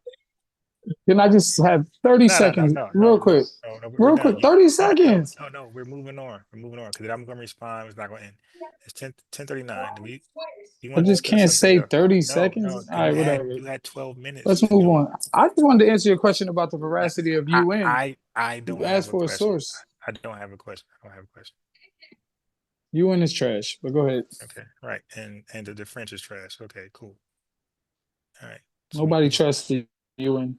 Right, and nobody trusted, but the French was trustworthy. Okay, Yeah, just ask the Haitians how trustworthy are the French. it's Okay, detailed. sure, yeah.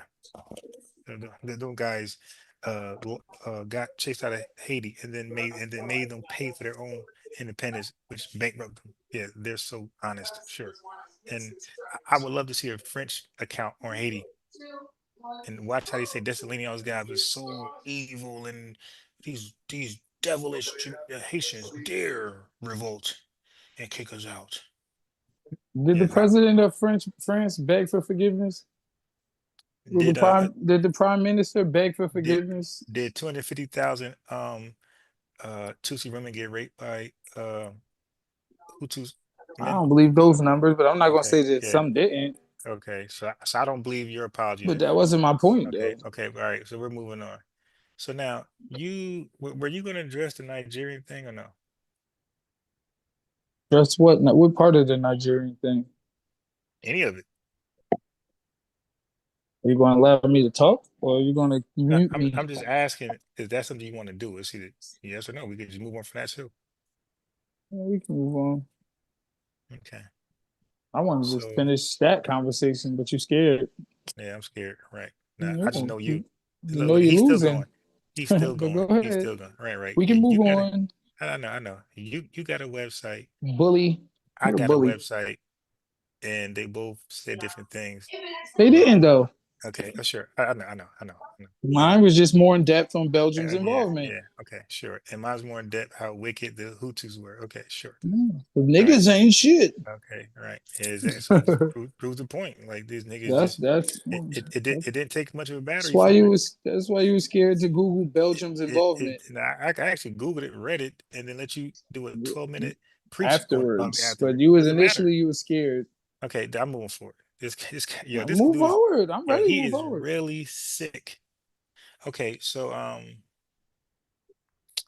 what was your issue? What was your issue when I said the Nigerian people, the government, pretty much sank their own um economy by focusing straight on oil and nothing else, therefore turning their citizens to now thieves because the only way they can make money is to touch oil. So they start to steal and siphon from it and bootleg it to make money. Like there was no way to make money in Nigeria other than tapping into the oil supply. That was all Nigerian. There was nobody to influence them, to encourage them, to manipulate them. What's the response to that? Okay, so first of all, um, the stealing and siphoning was not the only reason why the oil fields depleted. I covered this last night. They were also depleted because of aging oil fields, which created depleting reservoirs, and then also they had um, poor infrastructure. Okay, to mine it, poor infrastructure. Okay, and they were undermined, of course, by the colonial powers who never ever get out of Africa. Okay, they always have their hand in the underdevelopment of Africa. They always have their hand in it, which is why now it's alleged that even their president has been propped up there by the American government because they've never been out of there. We've had a history of America and the colonial powers using Africa for its resources. So now we see a country who's getting rich off But of what they got to oil do with who can potentially become a threat. Because remember, no, they can't because when you put your see oil is like the stock market. It's very volatile. Oil go up, it goes down, it goes up. So that means in 2 years they can be rich, and 2 years afterwards they can be piss poor. okay, so if you add that variable, that oil goes up and down, then that's even another variable as to why perhaps the Nigerian the Nigerians lost their fortunes with regards to the oil. But that wasn't what I meant when I said they could become a threat. They could become a threat by creating a African Union, which is what Muammar Gaddafi was But they trying to didn't do do. it. No, yeah, no, but not Nigeria. We're talking about Nigeria though. We're not Well, going they to they killed Libya. Gaddafi. No, we're They, talking about Liberia. We're talking about Nigeria. We're not talking about this guy. I'm Not not talking about talking about Libya. Libya. I'm Okay, talking about we're talking Libya's about, but we're plan to talking about unite We're Africa. talking about Nigeria though. Stay on task. Nigeria is part of Africa. Okay, we're dude, Libya hold had a on. plan to All unite right, them. all right, okay. All right, that's it. I gave you a chance. Now I'm gonna play a video on Nigeria. Okay, you had a chance. You went to Libya. See, chat. This guy, he can't stay on task, man. We're talking about Nigeria. He's talking about Libya. Okay, so since you don't want to do it, I'll do it. Okay,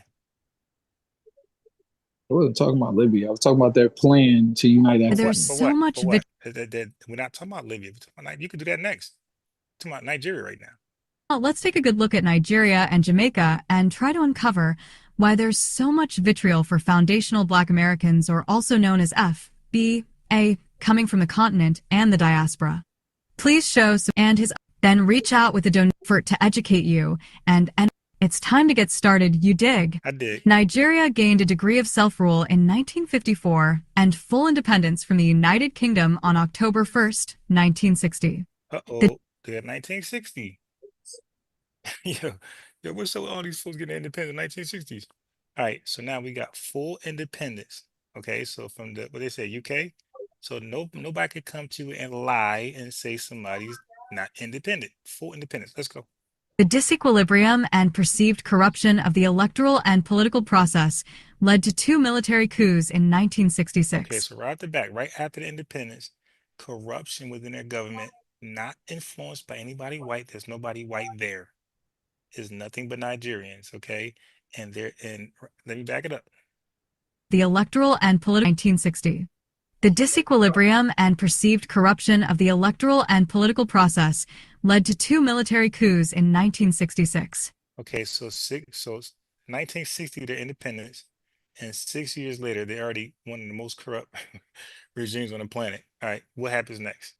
The first coup was in January 1966 and was led mostly by soldiers. Nigeria enjoyed an oil boom in the 1970s, during which the country joined OPEC and received huge oil revenues. Okay, this is 1970s. So independence in 1960. Over 10 years later, they got the oil boom. They're being successful. Got some riches. Let's go. Despite these revenues, the military government did little to improve the standard of living, help small and medium businesses, They was all into themselves. Nothing about the community, nothing about the country. This is typical black immigrant countries. or invest in infrastructure. DJ Folker just talked about the infrastructure. It's because they never invested in it, dude. They ran away from that. They just wanted the money. So he talked about infrastructure. Is their own fault why the infrastructure is terrible. As oil revenues fueled the rise of federal subsidies to states, the federal government became the center of political struggle and the threshold of power in the country. As oil production and revenue rose, the Nigerian government became increasingly dependent on oil revenues and international commodity markets for budgetary and economic concerns. So now I advise you right now, as I'm doing this one, go find you a website. We'll play that one that shows all this is false and the Nigerians were so innocent and the UK really didn't grant them independence. They snuck back in, they colonized them again, and they took over their oil wells and they decided to bankrupt them. Show us something different. Boko Haram and the bandit conflict have been responsible for numerous serious attacks with thousands of casualties since mid-2010. Oh, so now we have black on black crime. So now we have more black on black crime in these black countries as soon as they get independent. Since then, according to the Council on Foreign Relations Nigeria Security Tracker, over 41,600 lives have been lost to this conflict as 41,000 people died over just greed, chat. 41,000 Nigerians are dead because of Nigerian greed. They're independent and everybody dies. This is almost every black country. They get their independence and everybody dies. Jamaica get their independence and they're the most murderous country in the world. as of October 2022. The United Nations Refugee Agency UNHCR counts about 1.8 million internally displaced persons and about 200,000 Nigerian refugees in neighboring countries. God damn, they fleeing for this. They're fleeing. They're displaced. They're fleeing from this persecution, this corrupt piece of shit government. These guys are savages. Nigeria's economy is the fourth largest in Africa, the Fourth largest economy in Africa. 31st largest in the world by nominal GDP and 30th largest by PPP. GDP, PPP, per capita is US $9,148. The So $9,000. security situation That's shitty. in Nigeria is considered inadequate despite political stability. 68% of Nigerians feel not safe in their country. Uh-oh. Ain't that sound like Jamaica? So 60% of Jamaicans said they didn't feel safe. They'd rather be under British rule. And 68% of Nigerians said it's unsafe. This is 7 out of 10 Nigerians said since our independence, our country is very unsafe. It ain't safe out here. 77% do not know of an alarm number helpline for emergency. There's no help there. Nobody gonna save you. 77% don't know of a 911, 611, 211, 411. Can somebody please call 9? No, ain't there. Emergencies. Nigerians, according to the above survey, fear being robbed 24% or kidnapped, also 24%, being Robbed and kidnapped by themselves, not the infamous white man boogeyman that Focus keep bringing you back to. These are black countries who are afraid of themselves right after independence, by the way. Savages, we are the only ones. victims of armed bandits or of petty theft, both 8%, or being harmed in the herdsman-farmers conflict, also 8%. Internationally, Nigeria is infamous for a type of advance fee scam along with a form of confidence trick.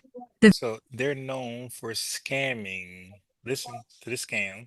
Victim is talked into sending money or bank account information to the scammer on the premise that a larger amount of money will be Yeah, this scam she's talking about is part of their Britannica. Like this ain't something I just Google like he does. This is part of their Britannica, the scam. This ain't me. transferred to them. In reality, the scammer collects money from the victim The with no scammer. payout occurring. IN 2003, Yeah, how your bio includes scamming? That's crazy. Your country's bio. the Nigerian Economic and Financial Crimes Commission was created to combat this and other forms of organized financial crime. The FCC is quite active. According to the International Monetary Fund, 32% of Nigeria's population lives in extreme poverty as of 2017, living on less than $2 and 15 cents a day. The God damn. $2 and $2.15 a day these scumbags live off of. And they got the nerve to look over here and say, you niggas are lazy. You take drugs, you're violent, while they're killing 41,000 of each other over greed. Let's go.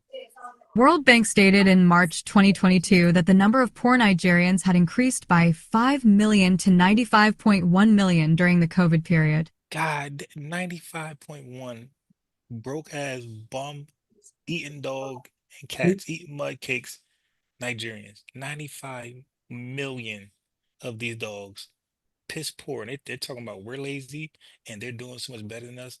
Not 95 million of y'all poor. The hell you doing better than a damn runaway dog? Accordingly, 40% of Nigerians live below the poverty line of $1 and 90 cents as handled by the World Bank. Told you, 40% of them lives off $2 a day. And but they're saying they do so much better than us. Not a bum could get $3, you dig? $3 real quick, panhandling. So I don't know where y'all get that from. A bum can get $3 panhandling in probably 3 hours. Despite the undoubted existence of slums in Nigeria, for example, Damn, God, how many slums? the fact that 92% of men and 88% of women in Nigeria own a mobile phone is difficult to reconcile with the poverty percentages published by the IMF and the World Bank. Yeah, they so broke and discouraged. They gave them all a phone, an iPhone, just to cool out. Like stop complaining. Here's a phone. When you look at all these poor countries, even Jamaica, you'll always see these dusty bastards with an iPhone, with internet connection.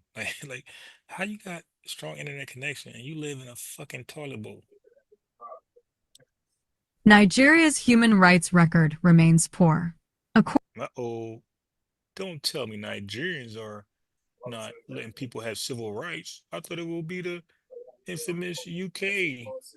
According to the U.S. Department of State, the most significant human rights problems are the use of excessive force by security forces, impunity for abuses by security forces, arbitrary arrests, prolonged pretrial detention, judicial corruption and executive influence on the judiciary, rape, Uh-oh. Did you say grape? detention, judicial corruption and executive influence on the judiciary, rape, torture, and other Okay, so she said grape. So this is the third black country that has a huge issue with grape. We read it with Rwanda, we read it with Jamaica, and now we see it with Nigeria. These savages just can't get away from grape. cruel, inhuman, or degrading treatment of prisoners, detainees, and suspects. By the way, this is black on black guerrilla crime. Harsh and life-threatening prison and detention center conditions, human trafficking for prostitution, and Uh-oh, no, not prostitution with these queens. Not with these queens. Not the queens selling booty. Not the queens getting off their throne to clap, clap. And that's all go, my waka. Let me see you like the twerk. Yo, queens turn to twerkers.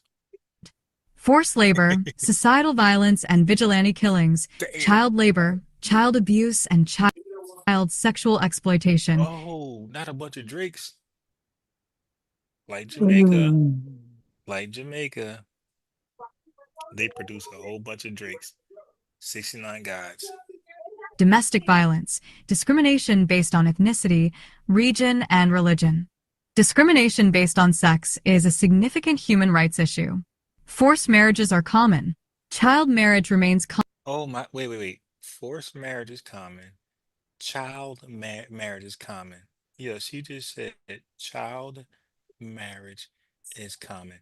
But listen to what else she's going to say. This is why I say arguably Jamaica and Nigeria has the worst countries in the world. Listen to what she's gonna say next, what they do to their women. So we got forced marriages, we got forced child marriages, and look what's next. Common in northern Nigeria. 39% of girls are married before age 15. 40, you can say 40% of girls in Nigeria are married before the age of 15. This is a child pretzeler country. And this guy said, hey, we should unite with some of these African booty scratcher countries. No, sir. Go, Marky, wait, go, Garvey, go. How that chant go? Garvey must go. Although the Marriage Rights Act banning marriage of girls under 18 was introduced on a federal level in 2008, So 2008 on a federal level, they had to ban the act of marrying girls under 15. 293, there is rampant polygamy in northern Nigeria. 294, domestic violence is common. Domestic violence is common, just like Jamaica. Domestic violence is common. Women have fewer land rights. Maternal mortality was at 814 per 100,000 live births in Oh, their own abortion system going on over there. These guys doing natural abortions. 2015. Female genital mutilation is common, although No, no. Female what? births in 2015. Female genital mutilation is common, although a ban was Oh my, ban when? implemented in 2015. Damn. So up until 2015, they were just cutting off the clitoris of these women. I would love for Focus to break down his black magic science to why Nigeria cut off the clitoris of women. At least 500,000 suffer from vaginal fistula, largely as a result of lack of medical care. Most Nigerian literature is written in English, partly because this language is understood by most Nigerians. These bastards don't even have a native language. All right. So I'm done. You Okay. can go. You can go. See how fair I am? All right. So, for my source, it would be scholarworks.umass.edu. Hold on. Scholar works. What happened? Scholar works what? .umass.edu, the University of Massachusetts You, Amherst. wait, that's all one thing? EDU what? Forward slash? Yeah, scholarworks.umass.edu. That's it. That's the site. The article Okay. is the political and environmental effects on oil in Nigeria. Okay. So this a trusted website now? It's the University of Massachusetts, brother. Okay, so the University of Minnesota, when they had an article on Rwanda, that was no good. Um, It doesn't matter. I'm here. Um, this. Okay, so what am I typing in here? Political and environmental effects of oil in Nigeria. Political shit and environment. Come on, mental and I put in environment. Hey, come on. Effects. You said effects Mm-hmm. with an A or E. E. Effects of what? Oil in Nigeria.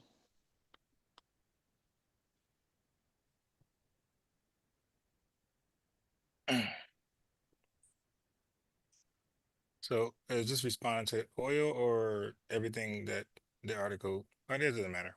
We'll find out. Okay, here we go. Wait. Shit, what the fuck? All right. Okay.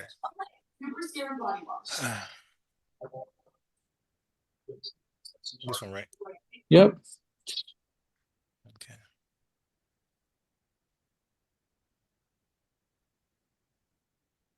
What am I clicking? The article. All right. I didn't even see it.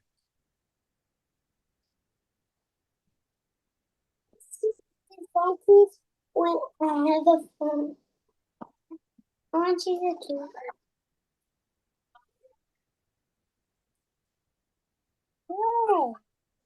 Where I'm starting at. Go ahead, read the whole thing. Okay, it's only 15 pages. It's not that long of a read. Well, I ain't reading it. You don't gotta read. You don't gotta do the sources at the bottom. I mean, you can, but whatever. Wait, well, I'm not gonna keep stopping and copying. 'Cause, I mean, All right, that's I'm trying to fine. be hands free, like you were. And I bring this article to prove that colonial involvement was still in Nigeria even after 1962 when they supposedly left, and that the world political system and corporations exploited Nigeria. And this was the reason that the agriculture failed because the oil fields ruined the agriculture. So what you said last night, like they just abandoned agriculture and then start robbing each other, siphoning oil fields. That's some white supremacist garbage So, article. so the so okay, this is what he said earlier. All right. So this is how he so this is what chat. That's an argument I would never make. Okay. So when he brings out an article that disagrees with mine, I'm gonna say, hey, how do we determine which one is right, what's wrong? What I never do is get an article that disagrees with what I read and dismiss it as white supremacy or see, I take the good and bad. This guy, and this is his pattern. When something does not agree with him, it's automatically white supremacy's agenda to, this. But anyway, let me know when to pause it. Just press. All right, I got you.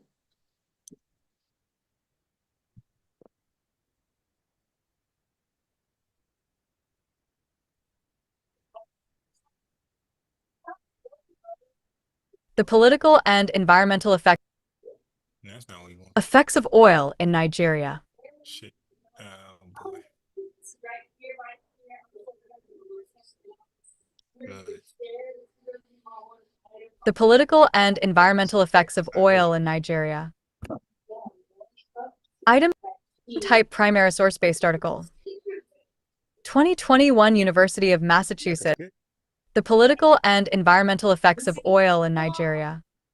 Hannah Whalen. Departments: History and Psychology. 98. Introduction. The year 1956 represents a dramatic shift in economic development for the colony of Nigeria under British rule. For below the Niger Delta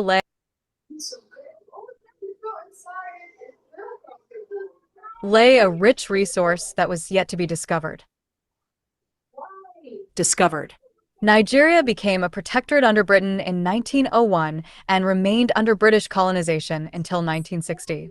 During the early years, the British pushed for exploration to discover and extract valuable natural resources, predicted to be present in the Niger region. Finally, in 1956, oil was discovered in Oloibiri, and since then oil has become a leading source of economic value in Nigeria. 2 Big oil companies, such as Shell, BP, and private British companies took part in the extraction of Nigerian oil. This extraction led to the pollution of the Niger Delta and its surrounding land. 3 In 1960, Nigeria became independent and took control of most of its oil reserves. Due to the great success of the oil industry, Nigerians chose to move forward with both the legal and illegal extraction of oil in order to continue to maximize their wealth. This paper will discuss how the economic stability of the oil industry became crucial to Nigeria's survival as a sovereign nation, and how, ultimately, the environmental damages were overlooked by the Nigerian government.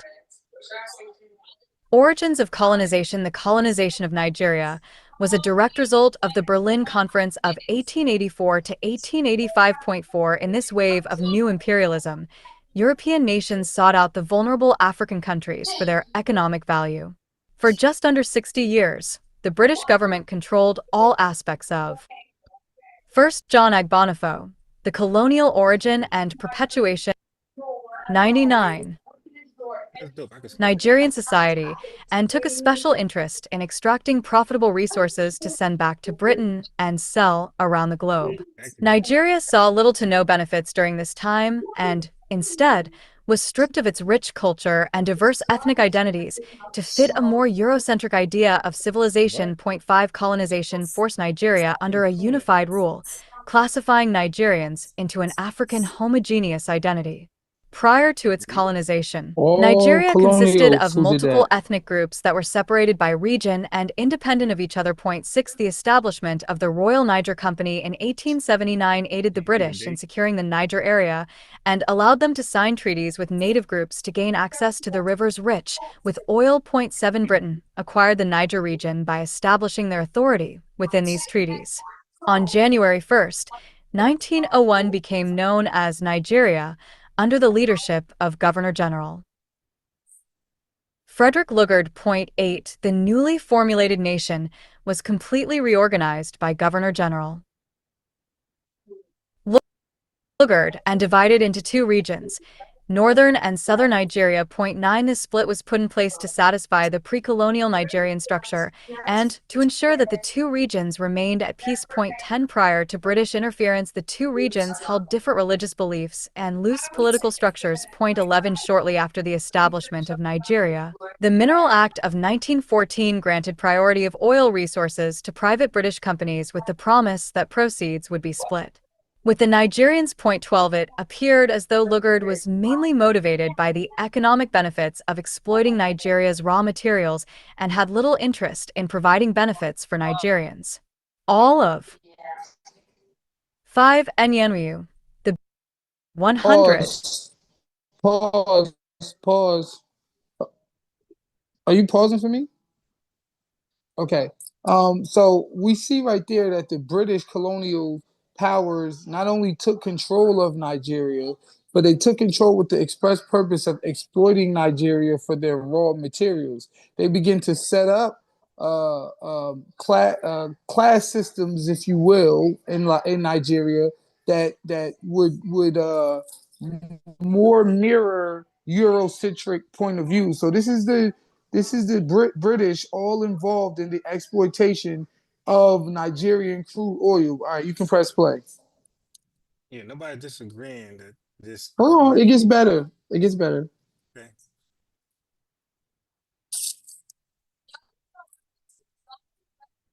The infrastructure implemented under British rule served to assist the British companies in oil extraction rather than Nigerian political progress. Point 13 Railroads, harbors, and roads opened up different routes for the British to explore Nigeria and eventually export oil. Point 14 As Nigerians suffered from ill-intentioned foreign interference, their land suffered with them, as participation in oil extraction would only continue to grow. Point 15 Transition of oil and political power. While the British remained in control, they began to outsource oil extraction.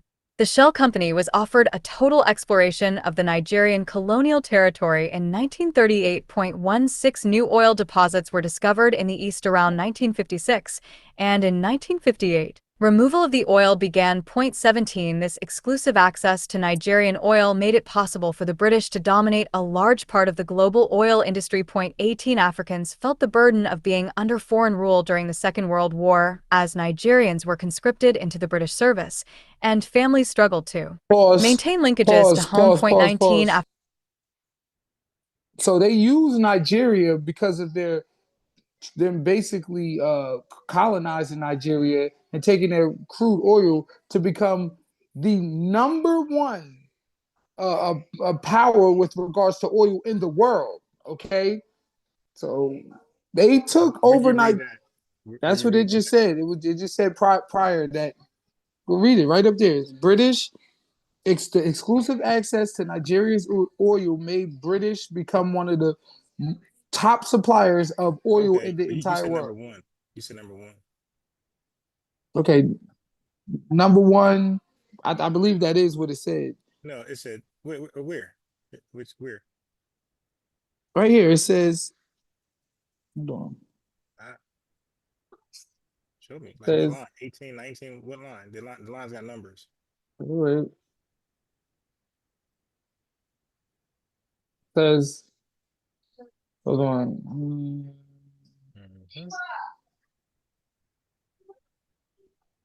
Okay, it says this exclusive access Wait, to what Nigeria. number? What number? What number? This is 17.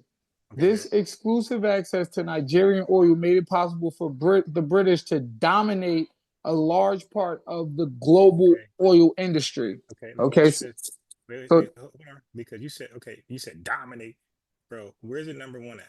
all right, I can see that point. It may not be All number right, one, but I'm gonna it go on still mute. dominated. I'm gonna go on mute.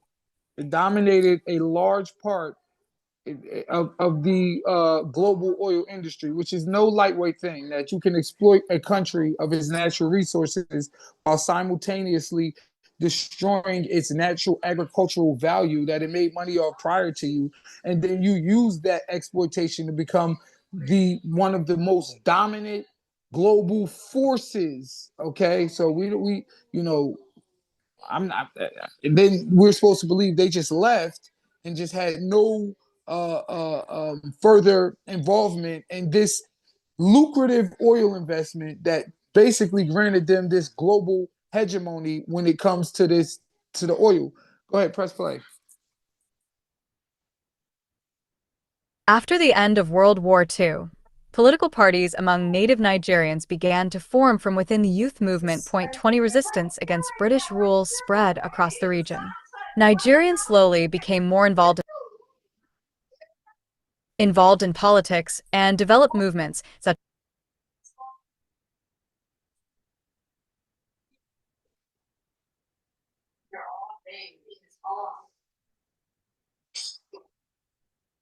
the political and environmental effects of oil in Nigeria.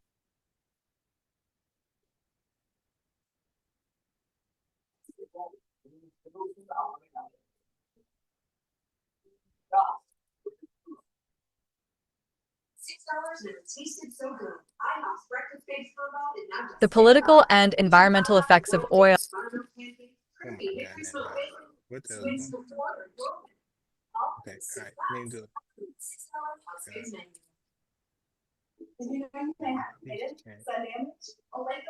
Exclusive access to Nigerian oil made it possible for the British to dominate a large part of the global oil industry.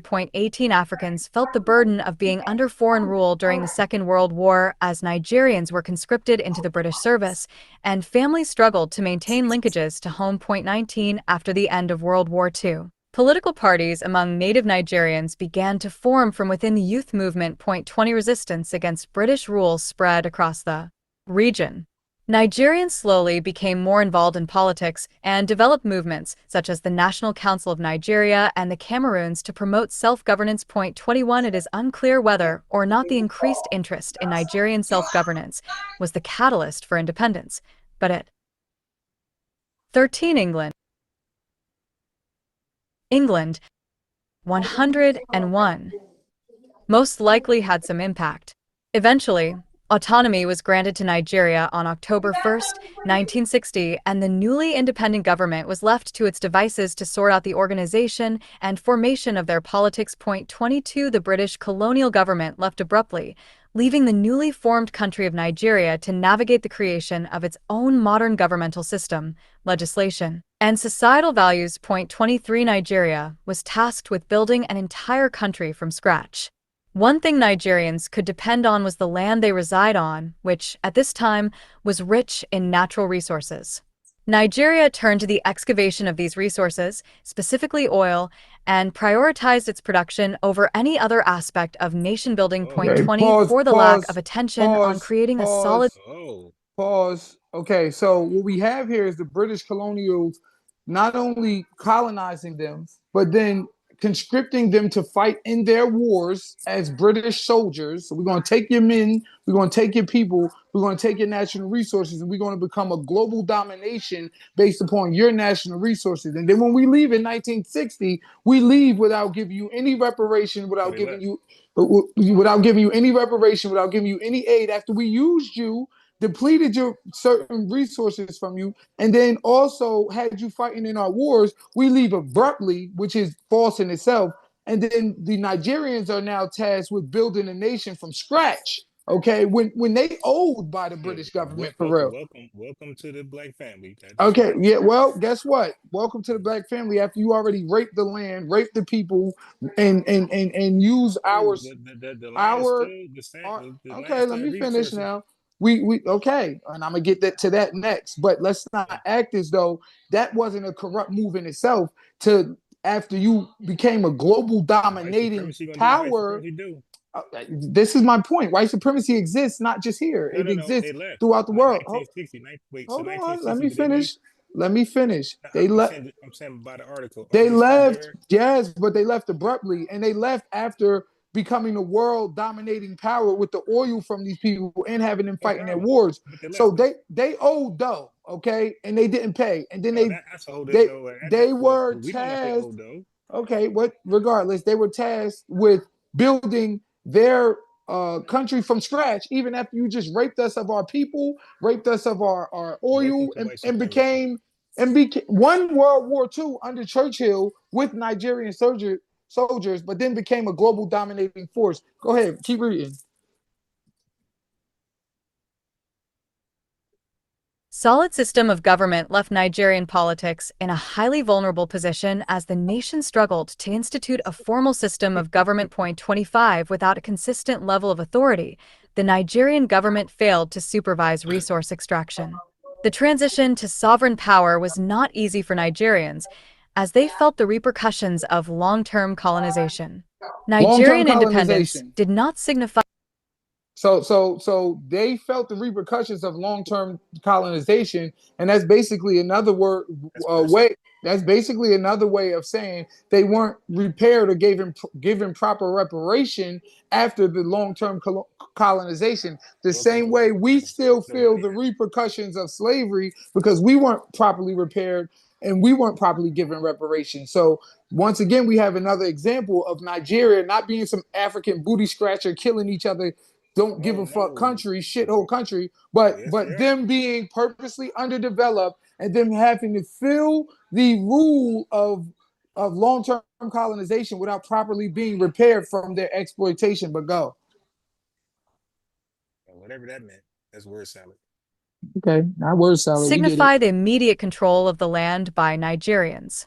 The 1914 Mineral Act remained in place until 1969 and granted rights to British Petroleum and the Royal Dutch Shell Company's control over the oil extraction. 26 Essentially, this meant that Britain and the Royal Dutch Shell still maintained control of the subsurface resources and therefore had access to the surface land that was needed to acquire the oil.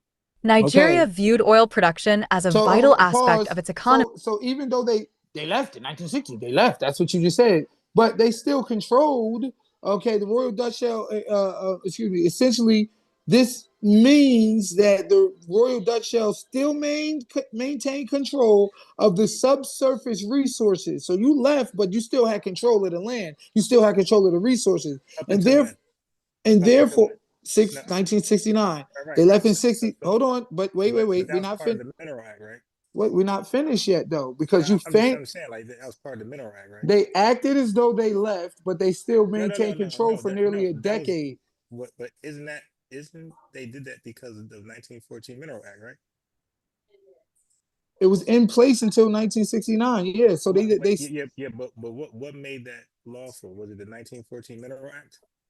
yes, Okay, go ahead. right. 1914 Mineral Act lasted until 1969. So you left in 1960, but you still had acts in place, you still had power in place, and you still exploited the land because you had control of the subsurface resources. Okay. So go ahead, keep playing. Yeah, this Economy and a reliable component of the nation's identity, but 22 England, the colonial legacy. 102 was not always involved directly in the excavation process. Up until 1968, the Nigerian government had limited involvement in the oil industry and restricted themselves to financial involvement through taxation on oil companies and collecting royalties. 27 This left Nigeria in a frantic position to maintain control over some aspect of their country, and because of that, rushed them into a corrupt deal with Shell, BP 28. This agreement granted Shell total control of oil exploration and extraction. 29 Nigeria agreed to these terms because Shell had the technology that Nigeria needed for oil exploration. Okay. As the Nigerian government Okay. struggled to find its footing, Business deal. oil firms took the opportunity to abuse Nigeria's vulnerability. This undoubtedly led to cutting corners and damaging processes of extraction, as oil firms were enjoying massive fiscal concessions. Since Okay. the Pause. Nigerian government failed. Pause. Okay. So not only did you destroy the country, they were still feeling long-term effects from colonization. You had a mineral act that you act as though you left the country, but you really still had control of the subsurface resources, which led to Nigeria to only be able to get money from the taxes. Okay, hold up, go back up, go back up. You said it. It's right here. It's right here. Right here. I just went up a little bit. Right here. Okay. There. Okay. All right. So then they were forced pretty much into a corrupt deal. Okay. They were. Well, that's what it says here. It says this agreement shall How total you gonna control. force somebody to do a bad deal? Hold It's a on. yes or no. Well, because they were in a fucked up position. They didn't have the technology because they were left without it. You can't just abandon, still have control of all the resources and the subsurface minerals and resources, Nah, and then but expect us. this is a Hold technological on, country. let me Nah, finish. I ain't got the No, technology. they were forced to have to build their country from scratch. That's what it said. Okay, because you left them abruptly and you did not leave them with the proper Why would technology, they do that? repair, or We're team white reparation. supremacy. Okay, exactly. This is my point, brother. Yeah, so why would That you white even expect supremacy that? still affected them. No, no, You're no, running. no, no, no, Let me no, no. finish. Let me finish. All right, Yeah, yeah, because you're not because gonna you're finish. running around saying these African booty scratcher shithole Yeah, ass people, and they just wanted to siphon each other's oil, and they just yeah, went they from did. You agriculture want to because keep they playing? fucking stupid. You want to keep playing a read? Like, Hold why are on, you? we're going to keep going, Why are you talking more than a read though? That's what crazy. I'm just pausing it for a second to let Because you. by the time you get done, I'm about to get off the line. Okay, well, I'm just letting you know that it wasn't no African booty scratcher. They just siphoning each other. They hate each Well, other. no, Nigeria. I guess. It was more nefarious means by the colonial powers that was involved. Okay, now, it forced them into this corrupt deal with Shell, Nah. where Shell was continue to be able to exploit all the natural resources. So we still have outside corporations, outside colonial powers, all divested and invested in the fortunes of Nigeria. So it ain't just they found oil after Nigeria. Last night you said they found oil after the colonial powers left. That's patently untrue. They was exploiting the oil of colonial of Nigeria the entire time since 1901 through 1969. They were exploiting the Nigerians for oil. So when last night you said they found the Here we oil go. reserves Okay, after the let's get to the colonials left, misuse of that was oil in false. Nigeria. I do. Can we press play? I mean, goddamn, All right, go you're ahead, press talking more play. than a I'm just read. acknowledging it's false, but go ahead. God damn. Yeah, because we don't get to that misuse of oil, and that's when we're Okay. gonna have Go problems. ahead, press play. On was the land they reside on, which, at this time, was rich in natural. 22 England. 102 was not always involved directly. We read that. 27 Usman. 103. As Nigeria faced division within the transformation to an independent nation, it held on to its most profitable attribute of oil. Oil companies acknowledged Nigeria's struggle, and Shell offered to invest in the transformation to an industrial Nigeria. 34 However, Nigeria preferred its agrarian-based society and refused to industrialize. Oh, They agreed to a relationship with Shell, one in which Nigeria offered them continuous exploitation of oil and, in return, received financial support. you want to address that or no? No, keep reading. Exactly. Moon. Yeah, he pick and chooses the bad part, but the good part where they benefit from, he don't want to read. Brother. 35A portion Yeah, I'm gonna play it.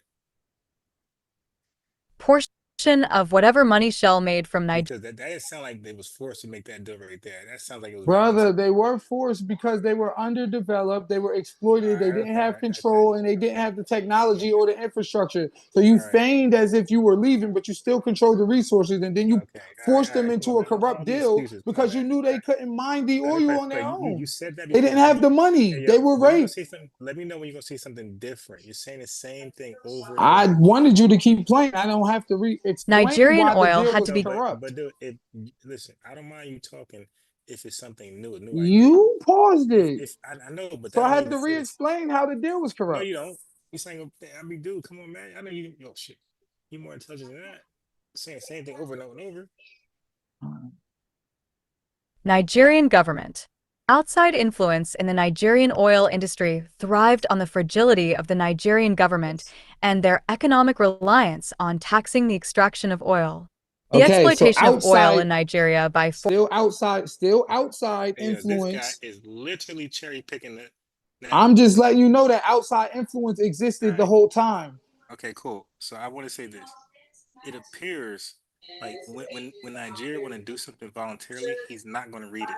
He's only going to read the part where Nigeria is forced to do something because of their situation. But anything they do according to their own will and they think they benefit, he's not going to read it.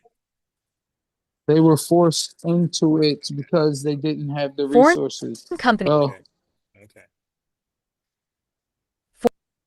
Foreign companies was partly responsible for Nigeria's categorization as a third world country. 36 oil extraction kept neocolonialism alive in Nigeria as foreign influences continued to intrude the nation and monitored their national decisions. 37 However, with the pause. oil boom in the So it says that they. What does it say? Hold on, where we at? Oil extraction kept neocolonialism alive in Nigeria as foreign influences continue to intrude the nation and monitor their national decisions. right. So they were still in control. Because they were irresponsible. That makes sense. That's No, because they were still in control. Bro, 1970s, Nigeria found their way to the Organization of Petroleum Exporting Countries, OPEC. 38 let me OPEC encouraged the Nigerian government to become more involved in the oil industry. okay. So OPEC, you gonna read that part where OPEC encouraged the Nigerian government to become more involved in the oil industry and keep help to reading. regulate the process. Are you gonna read that part? Brother, keep reading. Okay, that's what I thought. And helped to regulate the process. 39 In 1971, the Nigerian National Oil Company was formed and began oil exploration on behalf of the state. Nationalization of the oil industry was intended to end the cycle of neocolonialism, and in 1979, Nigeria decided to nationalize the assets of the British Petroleum Company, 40 a step towards greater oil control. However, did not particularly lead to better management of the oil extraction process. Okay, that's something they did. All right, bad idea. Process 34 104. Environmental damages revealed heading into the 1980s. After nearly a century of oil extraction, environmental disturbances began to reveal themselves from the countless oil spills, and current ecosystems suffered irreversible changes. Despite gaining authority in the Niger Delta, Nigerian officials did not seek a more environmentally friendly approach to extracting oil. So did they get blamed for that? Brother, at Yes or no? this, perhaps they could gain some blame for that, Okay, for see, not seeking a more environmental approach. But by the time we got here, the damage was already done. That's the okay, point. so the damage is done, so they get to just fuck up on purpose, and it's everybody's fault but theirs. Got it. Message you. No, but Really good. no. But Okay, last I'm night a press play. you I'm a made the press play. point that they abandoned agriculture and they were stupid Yeah, booty scratchers, and then they well, they start are. siphoning off the And oil. This everything contradicts we're all that. no everything. Yo, these guys are 100. Yo, these are. Keep in mind, chat. These guys are 300 million deep. Okay, These piss ants in their country regulating them are probably 100,000, if that. These guys are in the hundreds of millions deep. So to brother, sit here and take this shit, these are a bunch of cowards. brother. Okay, I'm gonna press play because there's a lot more reading to do here. You could go in as much as you want. Okay, go ahead.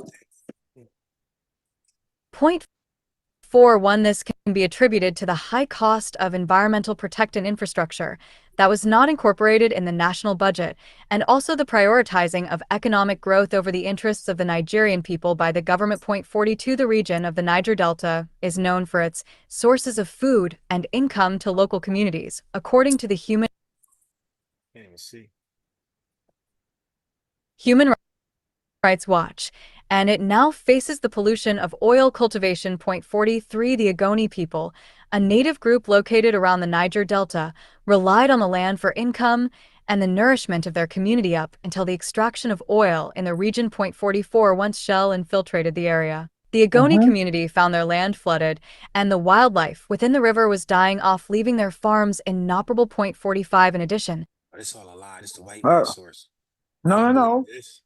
Excuse me, This is the sir. white man's source. The white man is lying on Nigeria. Excuse me, sir. The Shell, white man is lying on once the white Shell man. infiltrated and took No, over, they been no, this is the white man's source. The Shell, they hate Shell. They're biased. okay. Once Shell took addition, the Ogoni over, were contracting skin diseases as a side effect of the polluted water. Point They're 46 biased. These environmental effects were This must be an Exxon source. They biased against Shell. dangerous to the freshwater and mangrove ecosystems that reside in the delta, and also to those surrounding human communities who no longer had a source of livelihood. Point 47 Not only were indigenous groups being negatively affected by the process of oil extraction in their region, but they also were not. 41 105 gaining any of the profits made.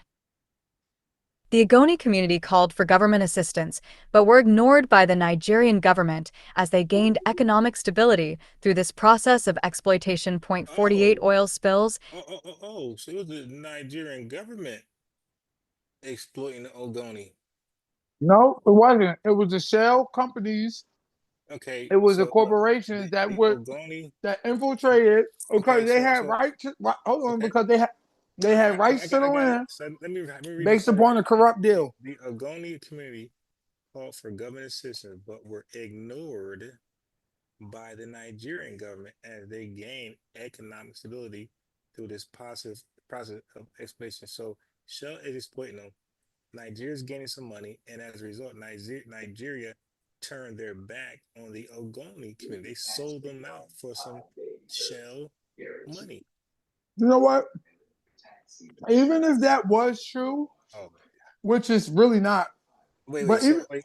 So even if that so was it's not. true, Wait. So this part's not true. Where it says the Ogoni community. So the whole article, but this part's not true. It says the Ogoni community called for government assistance, but were ignored no, by the the the Nigerian part that's government. not true is that you can't just say they sold their people out. They The did. fact that no, They did. the fact of the matter is What are you talking about? They because of ignored. because of the years of No, of no, no, of no, ex- no.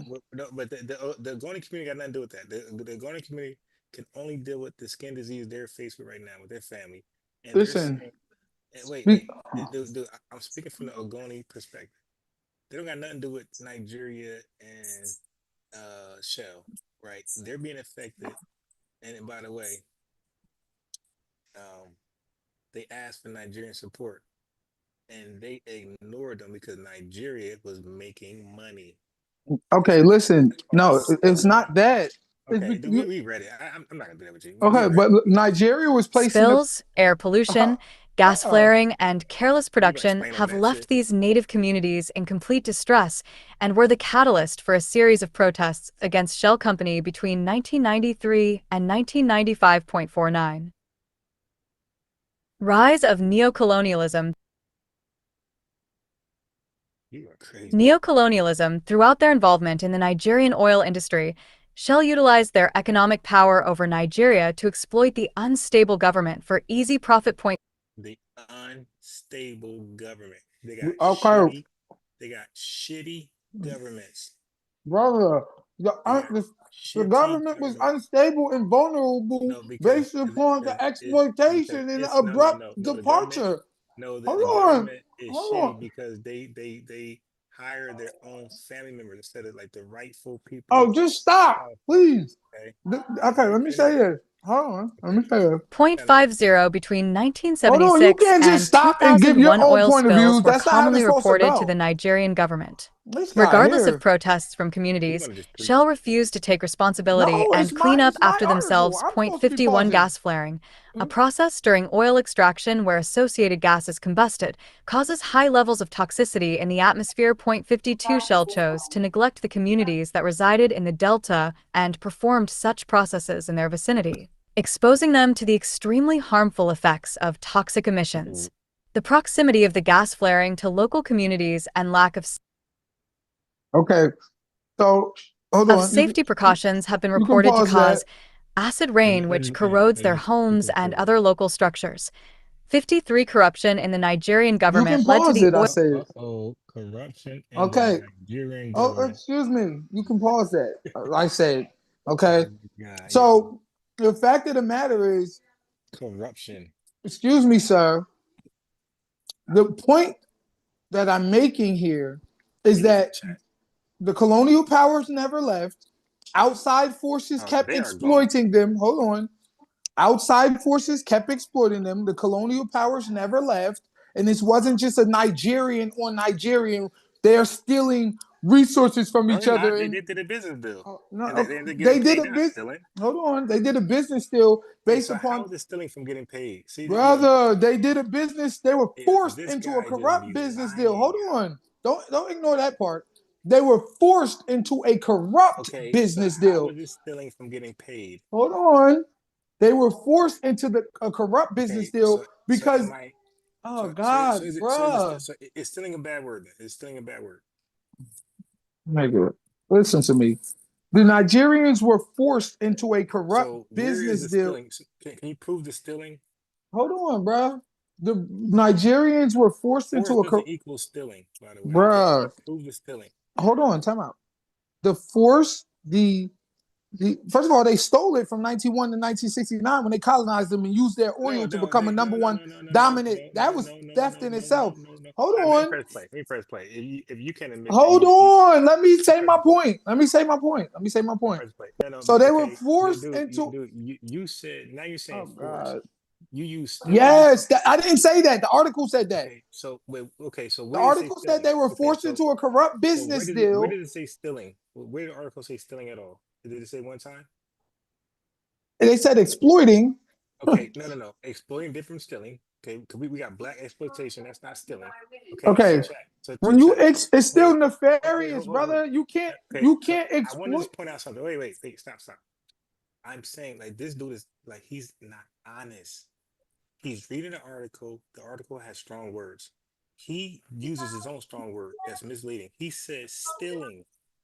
And then when I call him out to check him on it, he don't want to say, yeah, my fault, wrong terminology. Let me just go to, he want to just dodge and go to forcing. It's like, dude, why'd you say stealing? The article never says stealing. Brother. Oh, They oh, colonial, no, the word stole, stealing was not used by you brother, using it. You're brother, misrepresenting, brother, no. brother, You're misrepresenting the brother. article, dude. You're They, saying I'm not stealing. misrepresenting the article. You Yeah, are because you're only pausing on the points where you feel you can yeah. blame a Nigerian. No. But the You fact of the said matter is, the stealing. article says that they were forced into a Yeah, but you corrupt said business deal stealing. based Force upon doesn't the mean fact yeah, but that they force doesn't were mean not in stealing. a position So to yeah, to this dude govern can't. themselves, Yeah, and nobody can trust this their guy. government was Listen, vulnerable do based not upon the trust this fact guy. that hold on, based upon the fact that the colonial powers left He just can't honestly abruptly. read an Hold article. on, brother. Based upon the fact that the colonial powers left abruptly and left them in a All right, position all right. where they No. did not have the Okay. technology I'm going to for it. to I'm to going for to it. gain any I'm going for it. resources. I'm going Okay, for it. so they Oil were forced industry into a serving as a corrupt business fundamental deal. aspect of Jesus Nigeria's Christ! Stop trying autonomous to cut me survival, off, which resulted You in a said lack stealing. of Yeah, go for it. consideration towards vulnerable communities and You ecosystems lying. around the Delta. not you 48 lied. Ibana But you said stealing. 106. In the push to hold Shell Exploiting them accountable for national for their resources is stealing from them. Wait. Okay. So hold on. Because you keep saying exploiting. You said forcing. Okay, let's start with the first one. Does forcing mean stealing? I didn't say that it did. Okay, does exploitation mean stealing? If you exploit them for resources, yes, it I'm does. asking a simple question. Does exploitation, does this article equate exploitation with stealing? It does. Okay, all right. So look, chat. Either he has a comprehension problem, he's just a bold-faced liar. Listen, sir, when they took in 1901 to 1969 and they used the resources of But let's go for country it. Let's go for that it. they Listen, I understand that, dominated dude. Okay, illegally let's go for it. The article does and not talk about occupied stealing. illegally to become Okay, a I'm going to press national play. power, they Okay, stole from them. cool. They stole Okay, their There resources. are oil spills and Nut. pollution of communities. Article says Some turn nothing to the about stealing. vandalism of oil pipelines. Point 54. Okay, so now this is me talking to the chat. This is my chat, ain't your chat. Okay, so it's me talking to my chat. Chat. When I read an article, I'm honest. I don't care if I disagree with it. So when he did his article with the source that he had that didn't agree with my source, I just read it. I didn't lie and misrepresent it. I read it for what it was, and then I went to mine and I said, "Hey, man, we have a contradiction in what happened." This guy, he has to lie. I'm not lying.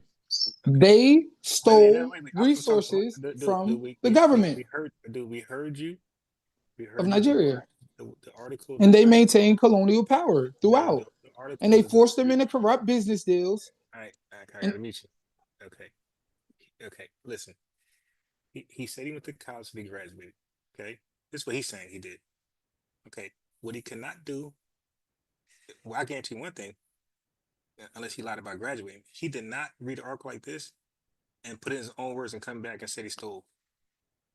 Okay. He know he didn't do that. He know he didn't read an article like this and come back and get out of it. They stole something. You know, because he was forced to be honest. they did still. Okay, but here he's still saying we're still. But you can't find it one time in his article. Brother, they stole their No. natural resources. Okay, dude. You're using force. You're using all type of words. But one word that's not used so far is stealing. So if the word's not there, and stealing is a complete action to itself. Stealing is different than forcing. Stealing is different than exploitation. He has to say stealing. Chat. He can't say exploitation. He can't say forcing because it does not go with his narrative. So he gotta omit those words and introduce or admit stealing. And I catch him every time. When he said number one oil in the country. I said, where's his number one? Oh, a large dominant. Yeah, but large dominant don't mean number one. Okay, yeah, my fault. This is what he does. The entire article, he takes out keywords and he inserts his own words to make it more romanticizing, to go with his narrative. This dude comes on this platform with a narrative. He just can't read the article for what it is and just explain what's going on. You got to add and insert words to make it more, shock value, clickbait. But he has a narrative. Dude, use the words the article's using or something similar, like you know, something close, right? Stop coming up with words that the article doesn't use just to make it seem worse. It's disingenuous, bro. It's And you're not doing it live. disingenuous. I got it. We're doing okay, cool. They're doing it live, and he's saying it's not disingenuous. Lying. It's not. They stole the resources of the people. Okay. You know what? He keeps saying he stole something, but we didn't read that one time. So what's the point of the article? What's the point of reading this if he's just gonna make his own history up anyway? What's the point of reading this shit if he's just gonna make Okay. his own end story anyway? He keeps saying he stole something. We didn't read that one time. You know, His doctrine is the white man's the devil, and everybody, I guess, is black power, some bullshit. And this is why he keep making them the devil. The article don't the article point them as cruel, rude, cruel, rude, and shit like that. But he has to make them the devil because the article ain't saying devil. The article is saying, hey man, they were inhumane, they did this, they did that, but then they left. And they did contract deals with these guys. they But didn't leave and do contract deals. but for him that's not good enough.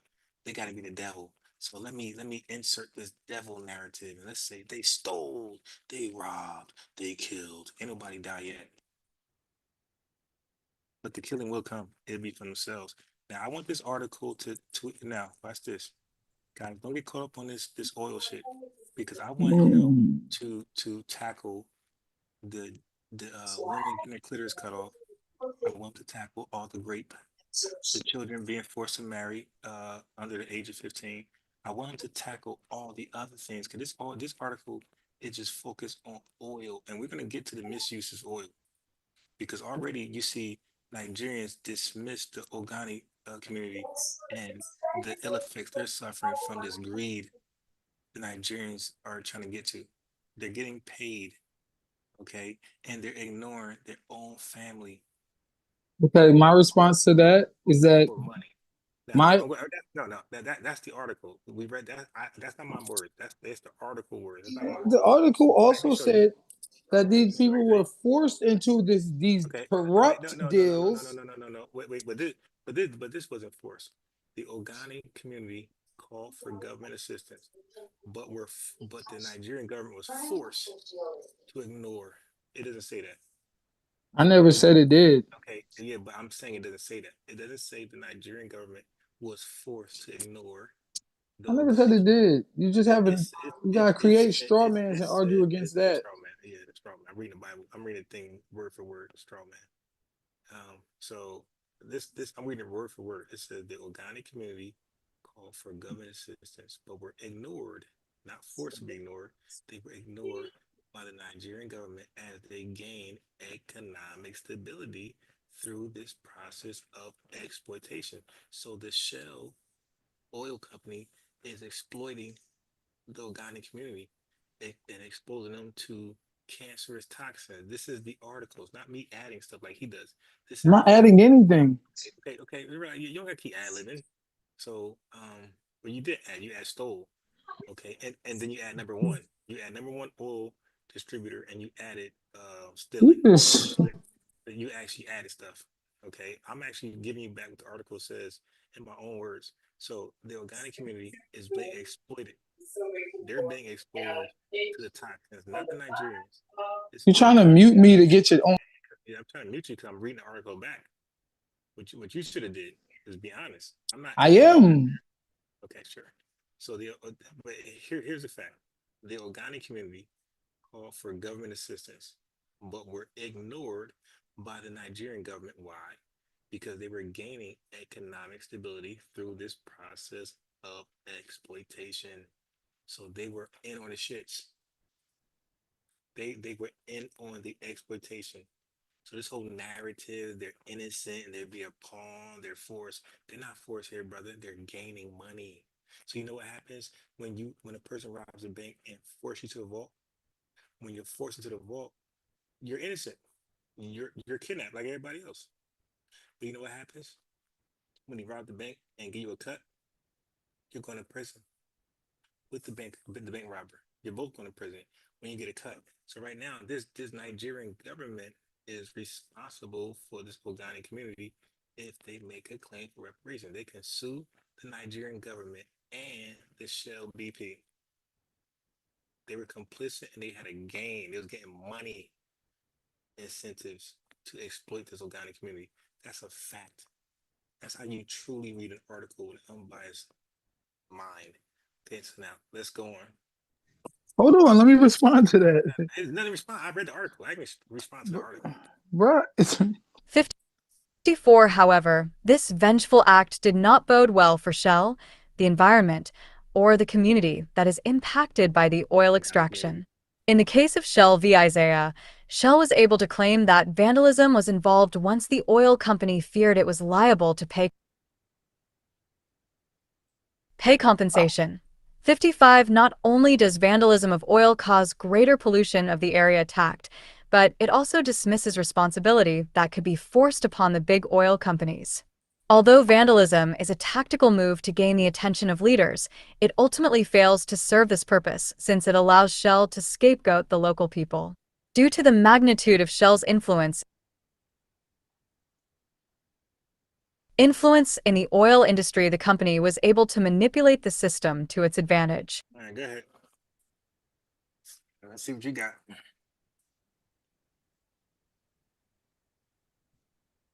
Thank you, Moon Eyes. Go ahead. Focus. What you got? But I'm gonna keep you honest. Thank you, Moon. Yeah, I am big file over here.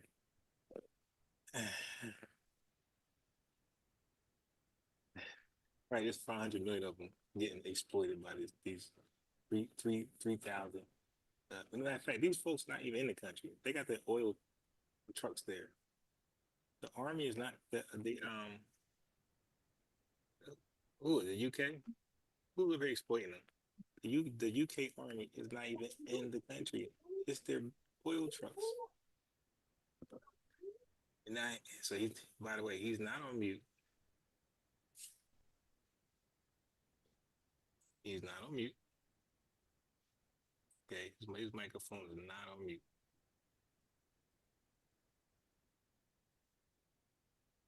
Let me see what's going on with this guy. Yes,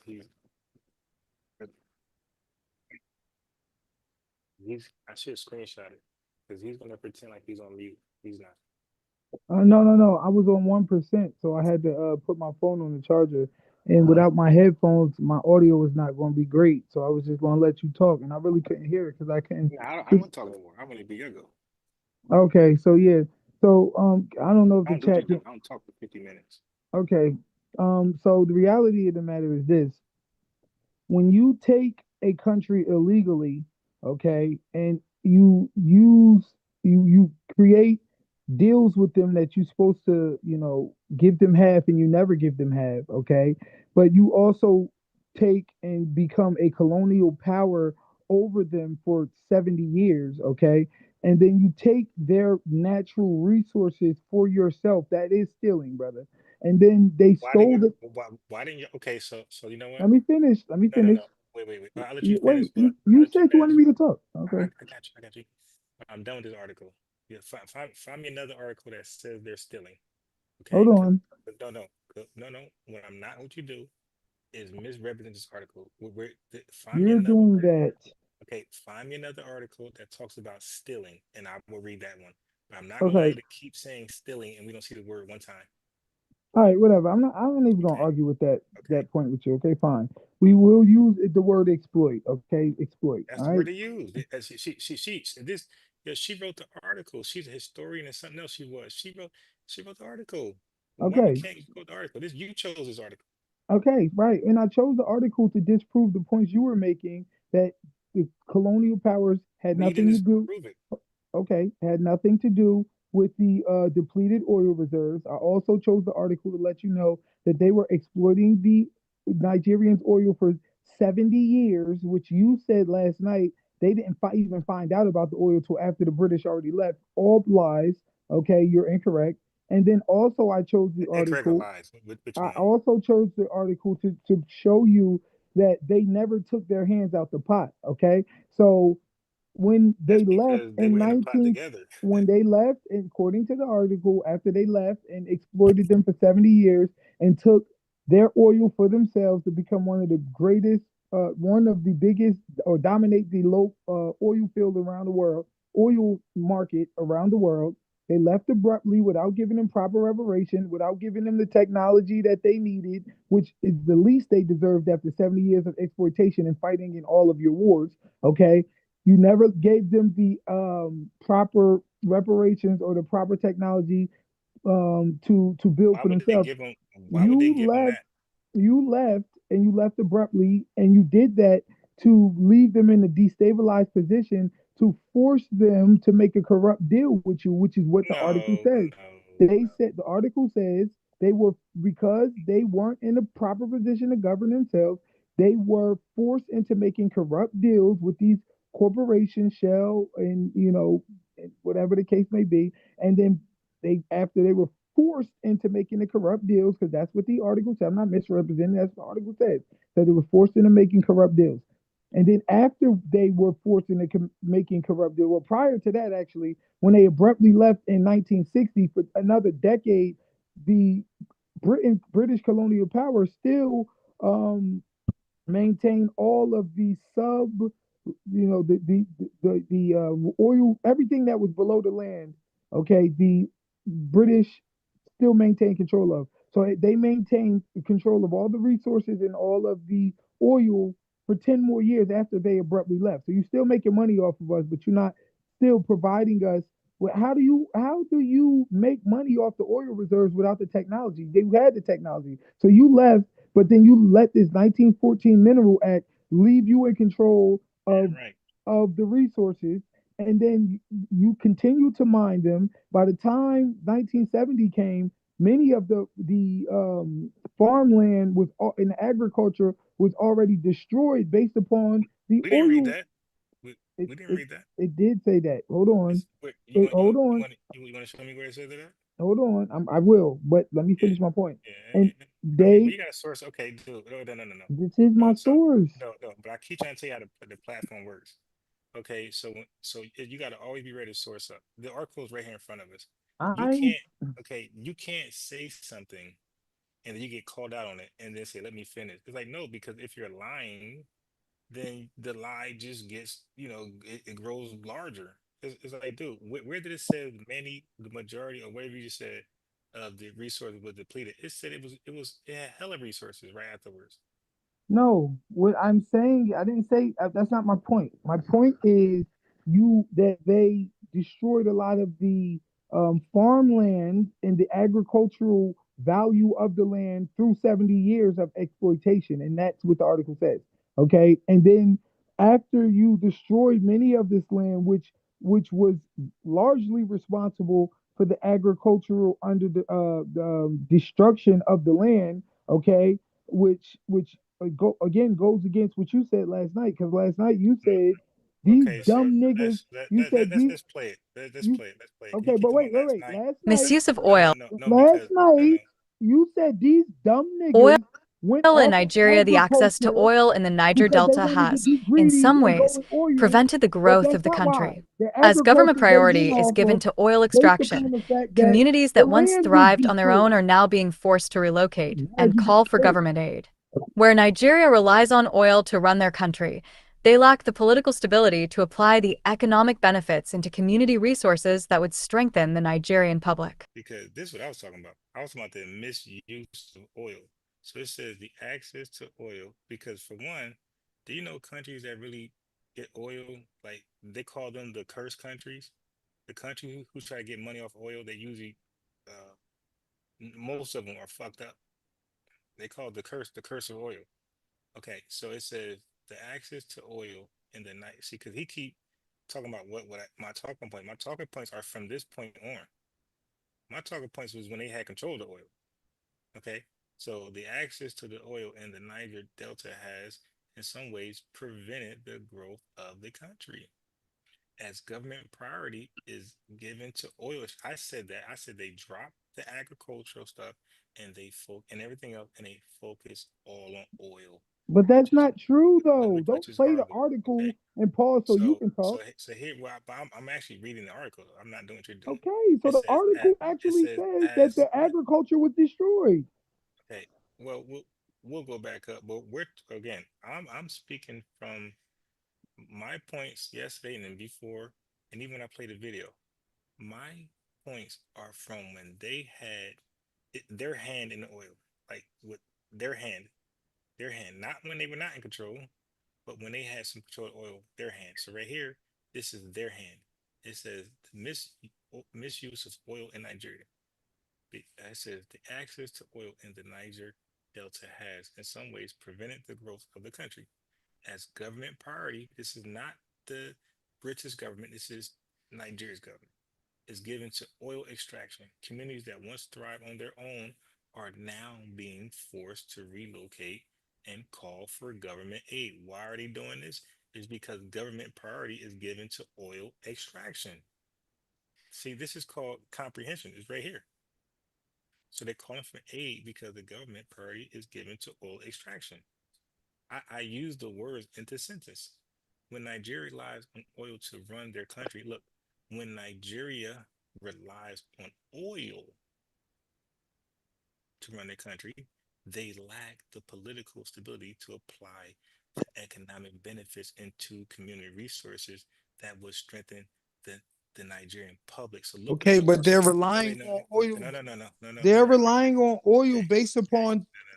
no, no. I'm gonna put you, dude. Okay, stop doing that. Okay, stop doing that. Stop doing that. It's starting to get annoying now because I'm actually reading. I'm doing what you won't do. I'm reading the article and I'm staying within the article. You won't do that. Okay, so now he see the blame is back on Nigeria. It says when Nigeria relies, because they are. This is the article. When where Nigeria relies on oil to run their country, they lack something. That's what the article says. Your article, by the way. Your article says they lack the political stability. Why do they lack the political stability? It's because they rely on oil to run their country. This is so easy. Okay. So they lack the political stability to apply the economic benefits into community resources. So relying on their oil to run a country, they cannot apply economic benefits into community resources that would strengthen the Nigerian public. So they're taking away, their greed is taking away their strength that can into the Nigerian public. Once an area full of fish, livestock, and agriculture, that's what I said, agriculture, the region of the Niger Delta now suffer from the depletion of fish, deforestation, and polluted soil determined to be infertile. As an area is approved for oil extraction, okay, so who is approving these areas for oil extraction? Okay, extraction. It says as an area is approved for oil extraction and the land is emptied to make way for pipelines. So now we're seeing the pipelines. This is the government. Okay. This is who's doing that. Let me show you who's doing that. Because DJ Focus don't know. You don't know.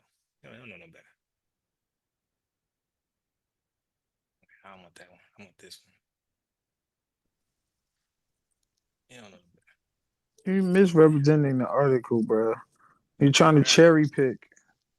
I'm reading it line for No, line. you're trying to cherry pick little points that could go against the Nigerians without reading it in full context and letting you know that the Well, colonial powers were I'm calling. involved. They were forced into corrupt All right, deals. all right, They were no, no, no, no. exploited. Okay, all right. So he just crashing out at this point. He just tired. He just crashing out. I He's am going tired, back. man. Okay, all right. So then that's okay. So you gotta have patience now. But you're being very disrespectful like that. That's the wild thing about it. All right. This guy. This was my article. You Right. took And over the when whole. you start saying the number one, when you start saying stealing, when you start using words like that, that's not an article. That's gonna hurt That you even gives you more. reason. Yes, because I'm gonna represent it correctly. Not though. Okay, right. So you can point out something I said that was incorrect just now. Yes, I can. Okay, I'm sure you can. Yeah, I can put plenty things. All right. So this is the problem with you in Nigeria. This is your problem. Government, the government, it's the government, it's the government, the government, it's the government, it's the government, it's the government, the government, government, the government, it's the government, it's the government, the government, it's the government, it's the government, it's the government, the government. So now you know why he made this song for shit like this. Oh my Okay. god, this is So hilarious. once an area full of fishing, livestock. So once an area is full of fishing, this is not the UK British government. Full of fishing. So he keep going back to some 30 years ago. I'm focused on right now in the article. It says this move forward. Okay, this is past all that. It says once an area full of fishing, livestock, and agriculture, and the region of the Niger Delta now suffers from depletion of fish, everything we just named. Why? It says because as an area is approved for oil extraction, who's doing that and why? It's because the government made priority to oil extractions. This is why. Okay, they rely on oil to run their country. So as a result, they're approving places they shouldn't. And did I pass it? Yeah. So watch this. So now the government is approving areas for oil extraction, and the land is empty to make way for pipelines. The land is empty. So he blamed all of this on the British. When now you see the Nigerian government is But they were not, forced into corrupt deals. yeah, okay, are they forced to do this? Are they forced to keep approving oil areas for oil extraction? Are they forced to do that, or that's what they want to do? By this time, yes, they were because Wait, they wait. weren't Okay, all right, all right. they weren't given the proper All right, all right, reparation. all right. I got you. I got you. So now you're just forced to go ahead. So now you're just forced to keep Why don't fucking. you read that part of the Okay. article So that they were forced into a corrupt deal? agricultural lands and ponds are usually destroyed. This process strips communities of their income. Uh oh. This process strips communities of their income and brings about the stagnation of society as it struggles to support what? Itself and discover new ways of living. This is the Nigerian government. The government, the government. The attention to native groups and their success remains absent from the Nigerian agenda, not the British agenda. The natives groups like the Ongami community and their success remains absent from the Nigerian agenda. They had their own agenda. Like Focus got his own agenda. Okay, so he's trying to quit these guys when they're dirty and guilty.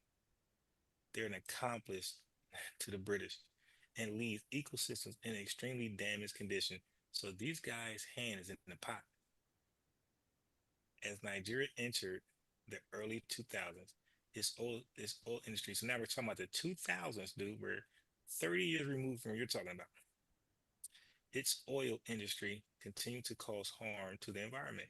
Illegal, I talked about this one. Illegal oil cultivation has been adopted by communities that lost their jobs as farmers and fishermen. So he literally turned fishermen and farmers into criminals. They lost their jobs because Nigeria was focused on oil extraction and improving areas for oil pipelines. These illegal oil sites are rated by the national government to destroy the inventory before it can reach the rest of society, and residential communities become flooded with illegitimate oil. What? So they got illegal oil sites, not the British government. The night they moon, we got them. The Nigerian government has it. See, that's why I said I wanted to start from here. This is my talking points are from here. The early stuff, good information, good history. But this is where I want to start from. These illegal oil sites are rated by the national government to destroy the inventory before it can reach the rest of society, and residential communities become flooded with illegitimate, illegitimate oil. Okay, communities already polluted by oil spills. So now this ain't the British government. This is the 2000s. They're talking about the Nigerian government. But when Focus talk, he's gonna remix this and make it say the British government. Okay, communities already polluted by oil spills. Yeah. Thanks for this article. Thanks. I'm gonna use this one instead. Thank you. Communities already polluted by oil spills and gas flaring are forced to participate in the extraction of oil to reach some form of income. Now look, now who's doing the forcing now? Who's doing the forcing now? It says communities already. So you know the old saying, hurt people. So now they're hurting their own people. Communities already polluted by oil spills and gas flaring are forced to participate in the extraction of oil to receive some form of income in turn.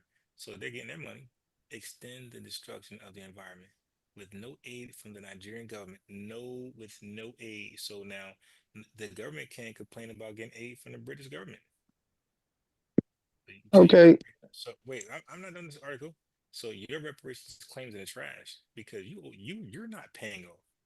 So with no aid from the Nigerian government or compensation from large oil spills, so this is Nigerian government moon. This is nothing to do with the British government. The residents of the Niger Delta have succumbed to take part in the acceleration of climate change to survive. Look, that's crazy. Okay, so conclusion, it's the best part. Oil in Nigeria continue to be the basis of the nation's GDP coming into the 21st century. The oil demand continues throughout the globe as sustainable options remain sparse. A report from 2000 claims that oil and gas exports accounted for more than 98, it's crazy, Keep 90% reading. of the export on earnings, displaying the critical nature of oil to the Nigerian economy. However, the success of oil as an export has caused an enormous decline in agricultural exports. This is what I said, and I was right, which then damaged the nation's economy.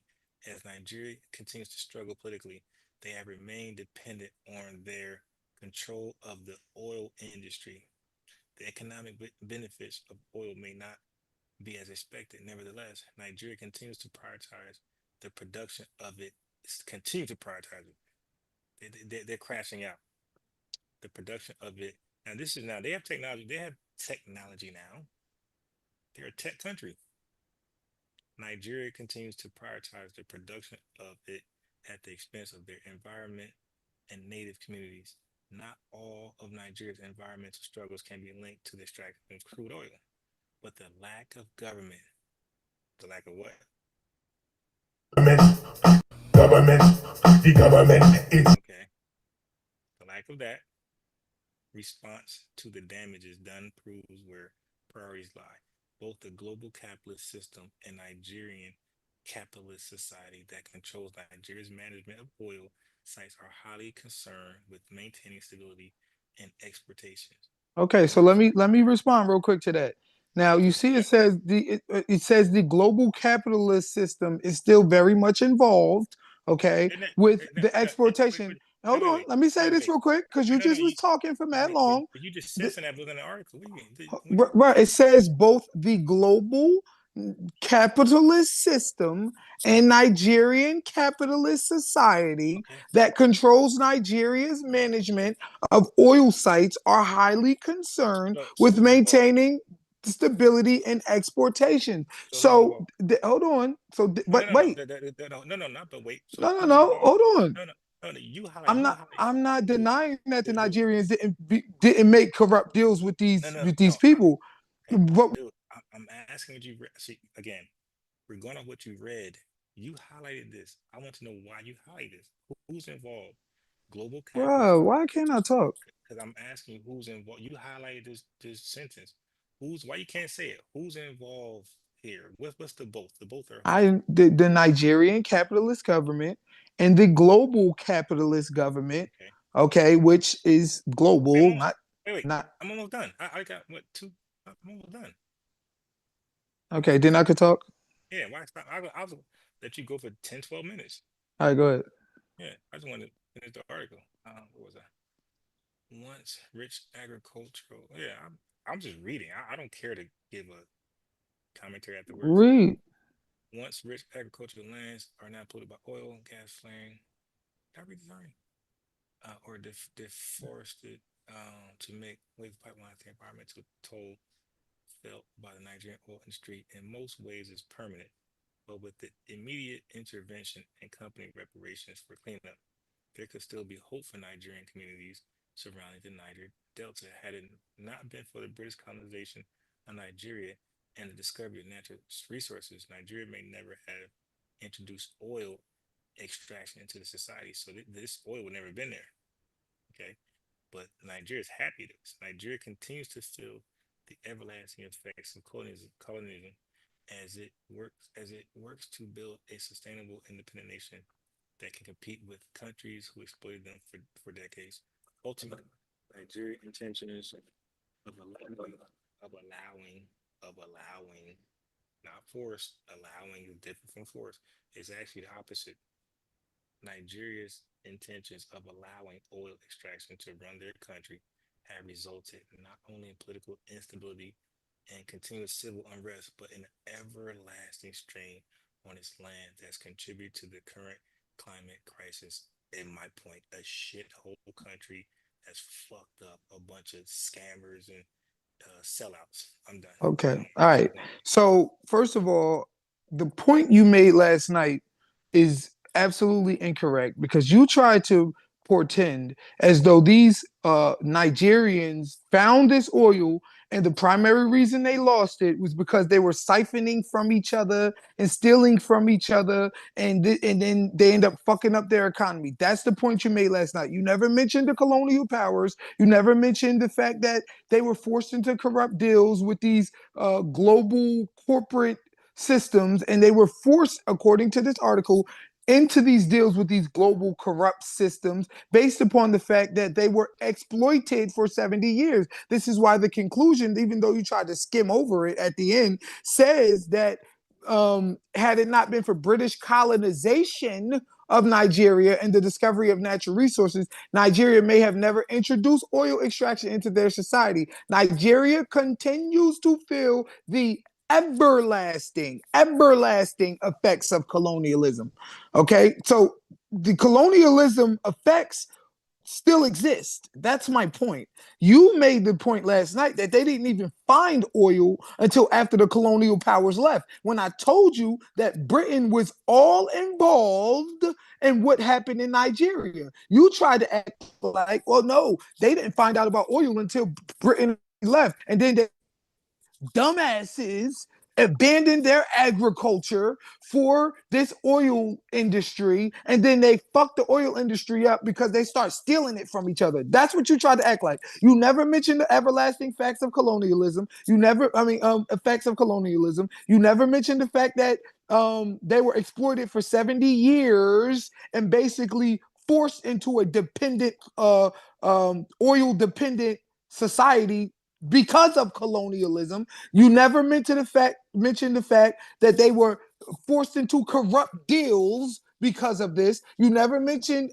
the fact that the 1914 Mineral Act actually, even when the British abruptly left, which was wrong in itself in 1960, they still British and these global corporate oil folks still had control of all the subsurface resources for a decade afterwards. And then right after that, they forced them into corrupt ass deals, and still until today, they are dependent. The global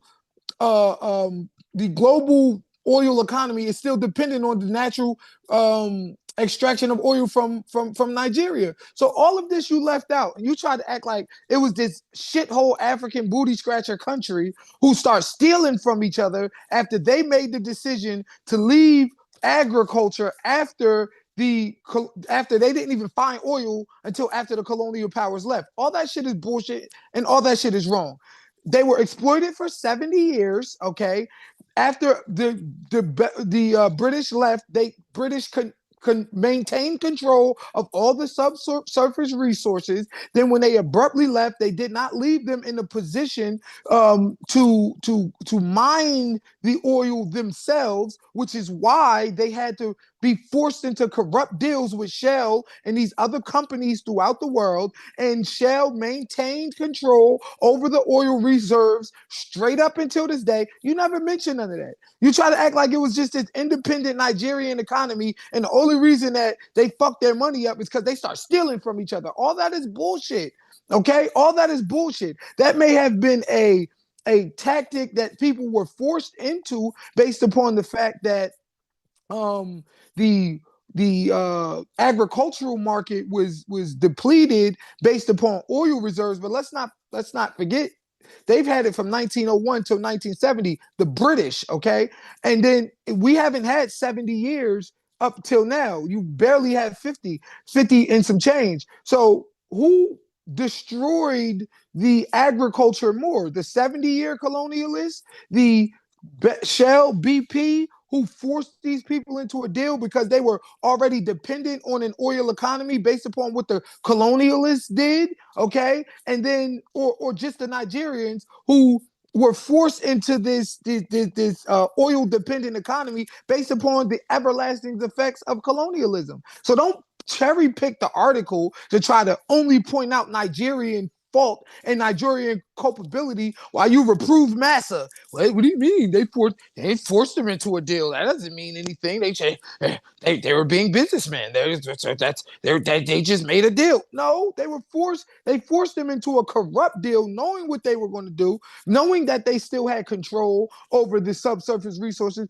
knowing that they created an oil-dependent economy, not just dependent upon for the Nigerians, but dependent upon the global oil market, and it's still dependent upon the global oil market of today. These people use Nigeria to become a dominant force in the oil market around the world, one of the most dominant forces in the oil market around the world. And as I said, you think they just left abruptly and that was it? No, they left with a plan. They left with a plan to remove their culpability or hide their hand, if you will, while they made corrupt ass deals, forced them into corrupt ass deals, and exploited the fact that they made them an independent oil economy. They made them that. That's why in the conclusion, it clearly says that the environmental effects, the environmental toll of the Nigerian oil industry is, in most ways, is permanent. They didn't create that permanency. Even if you say they turned a blind eye to the Ogani because they had already made the deal, okay, and there was nothing they could do after they were forcing the corrupt deal, they did not make the effects permanent. Colonialism made it. Neo-colonialism made it. And all of that is in this article, okay? The corrupt deals by the global oil companies made this permanent, which is why the article further says that if it not had been for British colonization of Nigeria and the discovery of natural resources, Nigeria may have not even introduced that oil extraction into their society, okay? But Nigeria continues to feel the everlasting effects of colonialism, everlasting. So while you sitting here trying to point the fingers at Nigerians only, this article clearly states that the effects of colonialism are everlasting. And Nigerians still feel it. They've never been able to escape it. They were raped of their land. They were raped of their resources and raped by people who benefited solely and never put nothing back into the Nigerian people. They had to fight to get some sort of independence. And when they got the independence, they said, all right, you want to be independent? We'll leave you abruptly, but we won't replenish you. We won't give you oil reserves. We won't repair you, give you reparations and the things you need to and deserve based upon our exploitation of you. Give you the things you need and deserve to keep the oil economy thriving and keep it thriving for the Nigerian people. They forced them into a position. And once they were forced into this position, okay, they had no other choice. They were left in a frantic scramble, the article says, to try to build some sort of society from scratch. So you build colonial powers, you build yourselves as the number one oil market based upon Nigeria, but then when you leave them, you say you got to build it from scratch and build it from scratch while we still own all the subsurface resources. They fucking pulled a corrupt ass deal, underdeveloped Nigeria on purpose, okay? And the everlasting effects of colonialism are still in effect today. So you could try to pick and choose points from the articles that only make the colonialists look bad. But the fact of the matter is, it's much more deeper than that, just like it was much more deeper in Rwanda with the Belgium and the France involvement. You coons want to run around here trying to remove white supremacy's culpability in these underdeveloping underdevelopment of Africa. But as we read in all of the articles I presented, whether it's France, Belgium, Britain, or the corrupt global oil market who forced Nigeria in these corrupt deals, all of them were responsible for exploiting these African countries for its natural oils and minerals and resources. Now, we know that the colonial powers exploited Africa for their mineral and resources. It's only you coons that sit up here trying to act like, what? They didn't exploit anything. It was the Nigerians who did it. The Rwandans killed themselves. You want to remove the culpability of white folks and of white supremacy because it benefits your bullshit ass argument when you're trying to destroy the credibility or culpability of everybody else's fight for reparations, okay? And you want to act as though these shithole ass countries was governing themselves the whole time and they just couldn't get right. No, at the end of the day, it wasn't that they just couldn't get right. They were plotted against, okay? Like we were plotted against.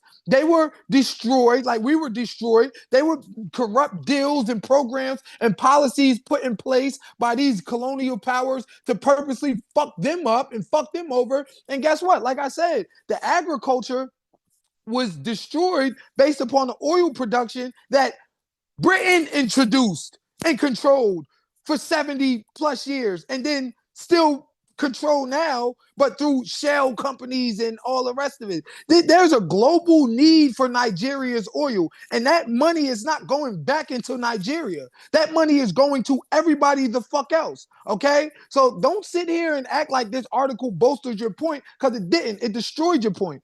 It destroyed that point you made last night. You purely lied last night when you said that the colonial powers left before Nigeria found oil. That was a pure lie and fabrication, and you made that shit up, okay? Because they didn't leave after, they didn't find oil after colonial people left. No, colonial people came there and they started extracting oil from the line of scrimmage. And then even after they left, they still controlled it for another decade after that. So all that bullshit you was talking last night, that these people left and then the Nigerians found oil, and the only reason they fucked it up is because the Nigerians started siphoning reserves. No, the Nigerians were forced into the position of siphoning reserve because the British already fucked up the whole land.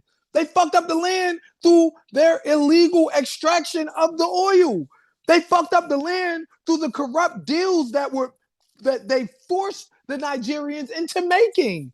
Okay, so let's not do that. All right, you could all of these countries you talk about shithole, we can go and trace back all of the colonial powers and their hidden hand involved in the destruction of these African nations. So let's just stop this bullshit, acting like Nigerians were just fully in control of themselves and Nigerians just fully had control of all of the oil, and they was this rich ass country that only got fucked up because they start stealing from each other. That's how you tried to present the argument last night, and it's false and it's bullshit.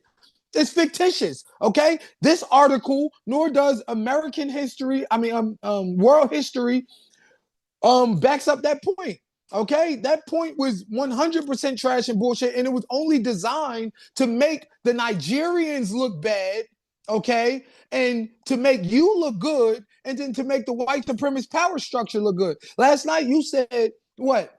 The black people in America are the only people who can make the claim of being underdeveloped or plotted against by America, as if we are unique in that right. But that's not true. Everywhere we go around the country that we see shithole fucked up ass countries, yeah, America was right there. And when I mentioned Libya earlier, and I mentioned how Gaddafi was trying to create an African Union, kind of like the European Union, okay, and how that would have put Africa at the forefront of the world when it comes to resources and when it comes to the value of the unified African dollar. They killed Gaddafi. They sent drone over there and killed his ass because they wanted to destabilize any chance of Africa uniting. This is what they do. They go over to Africa and they covertly and overtly destabilize and destroy it, and then hide their hand and put out bullshit articles like the UN article you read, okay, that just point the blame at the niggas. Yeah, you goddamn Africans.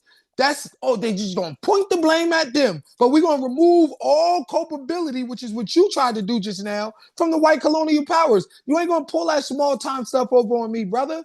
You pick and choose and cherry pick this argument right here. I mean, this article right here, and try to find little keywords. Nigeria's government, they abandoned the Ogani, okay, as if that trumps in any way the Britain's involvement with the destabilization of Nigeria. The corrupt deals that was made by Shell and the neo-colonialism and colonialism that left everlasting effects on that country, everlasting. They can't get it back. 98% of the land is destroyed. You can't get it back because you mined the oil for so long and left the Nigerians dependent on an oil-based economy. They don't have nothing left. And when they tried to fight to gain control over it, you left them high and dry after exploiting them. After having them fight in all of your wars, you conscripted Nigerian human beings to fight in World War I, to fight in World War II, to fight for the British in all of their wars. So you stole the land from the people, then you stole the people from the land. And you had them fighting for your wars, okay? And then after exploiting them and becoming this big global actor in the oil market, the least you could do, okay, since you want to give Israel reparations and fund them with billions of dollars and make sure they got the Iron Dome and make sure they have weapons and make sure they have the allied backing of America and all of these colonial powers, the least you could do is actually leave them with some of the infrastructure or technology that they can mine the oil themselves, but you didn't do that. You left them abruptly. You left them high and dry. You refused to give them any of the technology. So as this article says, they were forced in a frantic race to build their infrastructure from scratch. But how do we do that? How do you build from scratch when all we got is oil? We don't have the agriculture like we used to have. All we have is oil because you fucked up the land for so long, okay? And then you created an oil-based economy. So how do we do that without making a deal with you for the technology? Which is why the article says they were forced into corrupt deals. The deals was corrupt, but they didn't have no other choice because of the everlasting effects of colonialism. You got to read this whole article and read it in context and from a point of view that is not skewed by you trying to reprove white supremacy for everything that they have done. Okay, so let's stop the bullshit. All right, let's stop the bullshit. That's the problem with this argument of yours and you guys. You are so hell-bent on pointing the finger at other black nations and other black people that you refuse to point the finger at the hidden hand of the colonial powers that exist in every one of these stories of underdevelopment. Okay? So stop. Stop. It's bullshit, bro. And you sitting here trying to, the Nigerians, they just abandoned the Ogani. Look at them. The Nigerian government was the problem. No. Everlasting effects of colonialism was the problem. You destroying our land was the problem. You forcing us into corrupt deals was the problem. You abruptly leaving us was the problem. The 1914 Mineral Act that allowed you to keep all the subsurface resources was the problem. These were the problems that existed. Okay, so let's stop with the bullshit, bro. Like it's bullshit. Like what y'all do and what you're trying to say.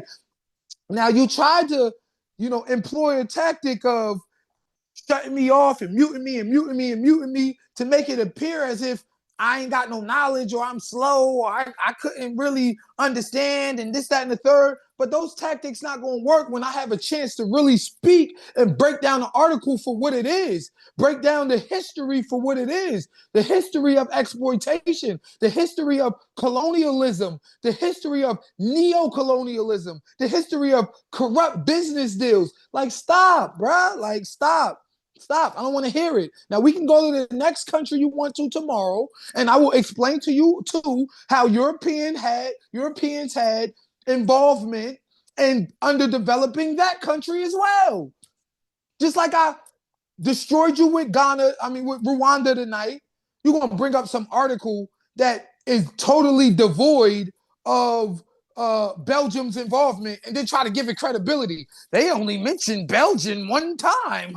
Look at this. Only which, as soon as we pull up the other article, we got Belgium apologizing and begging for forgiveness in 2000. The prime minister, please forgive us for how we were responsible for the Rwanda's genocide.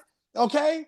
When we pull up the other article, we see how Belgium was involved in arming the Hutus against the Tutsis after they uh, bigged the Tutsis up and gave them all this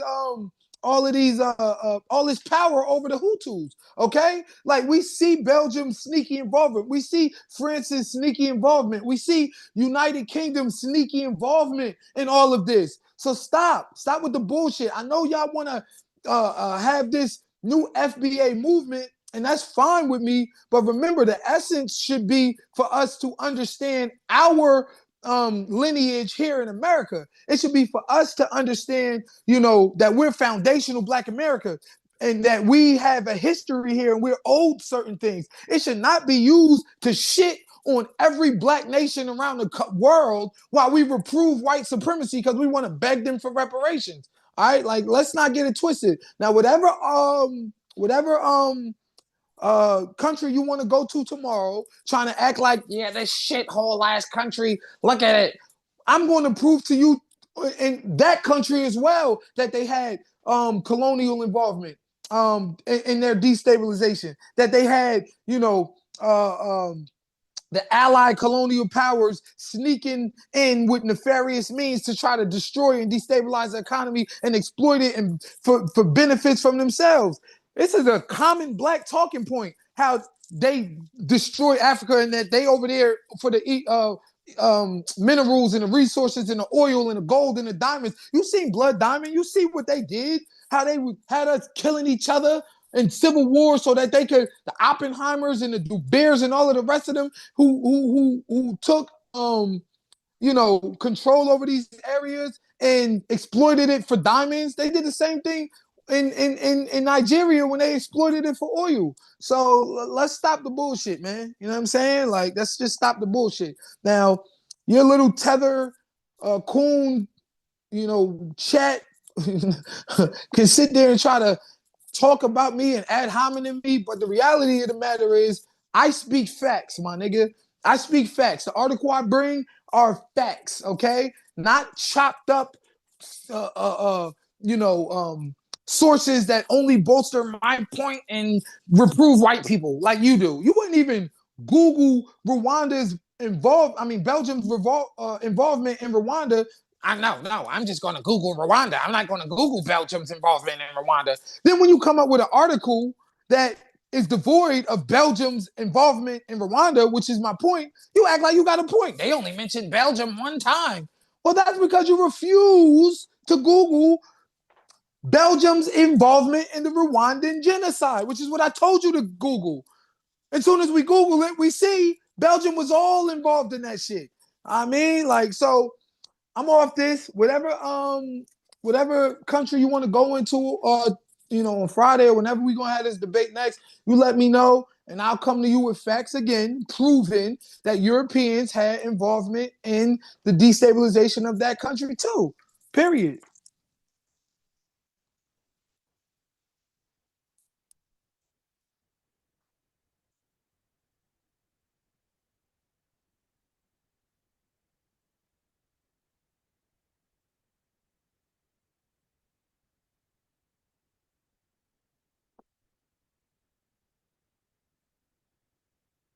Indigenous, what's up, brother? My boy.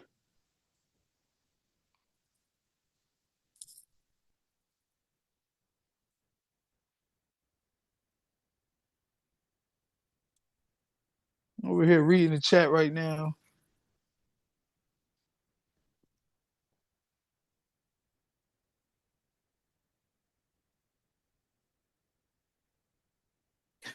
Indigenous says you scared of him.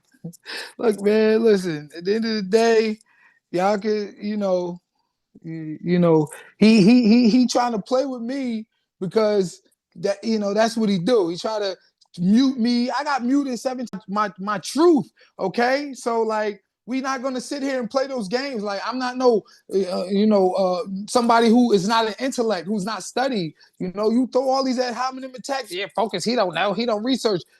That ain't never been my position. You know that. We done had many and plenty debates since we was young kids, bro. And I always been well informed. You know what I'm saying? Like I always been well informed. You know what I'm saying? Like so at the end of the day, as long as you allow me to speak, I'm going to chop your ass smooth up. You know what I'm saying?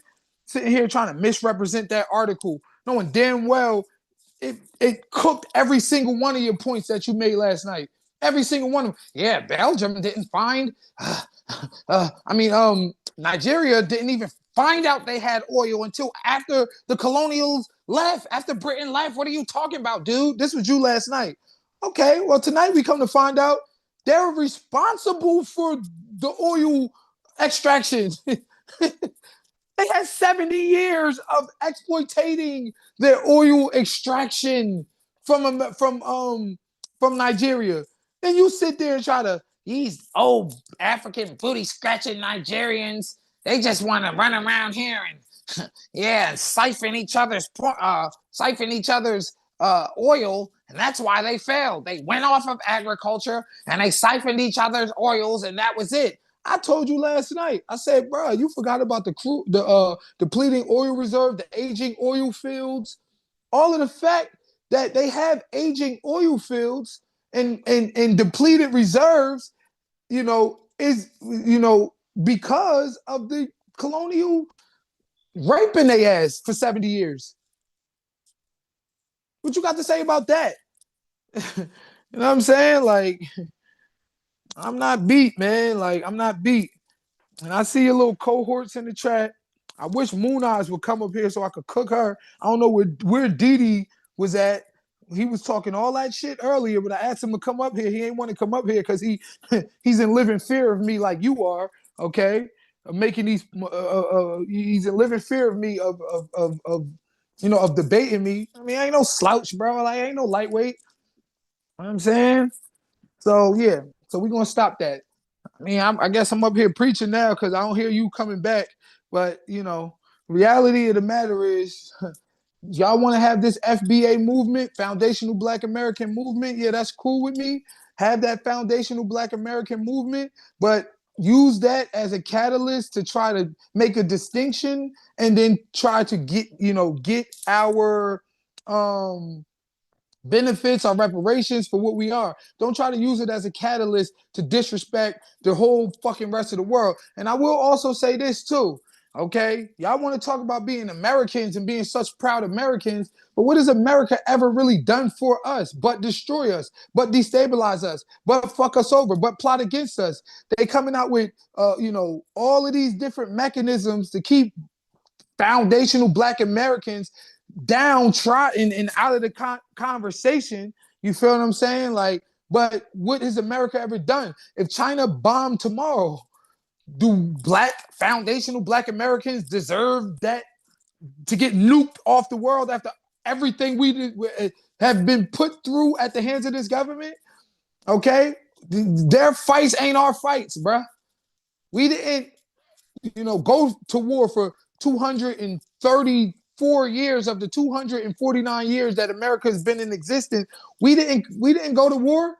We didn't cause those wars. We went to war, but we didn't cause those wars. Those beefs ain't our beefs.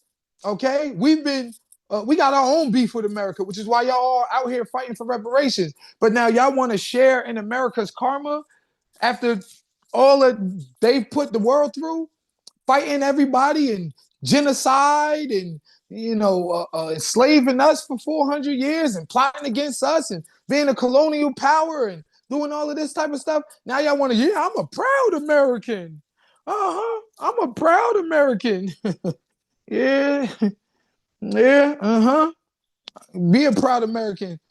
You go ahead. You know what I'm saying? Like, but tell me in this chat what America ever done for you.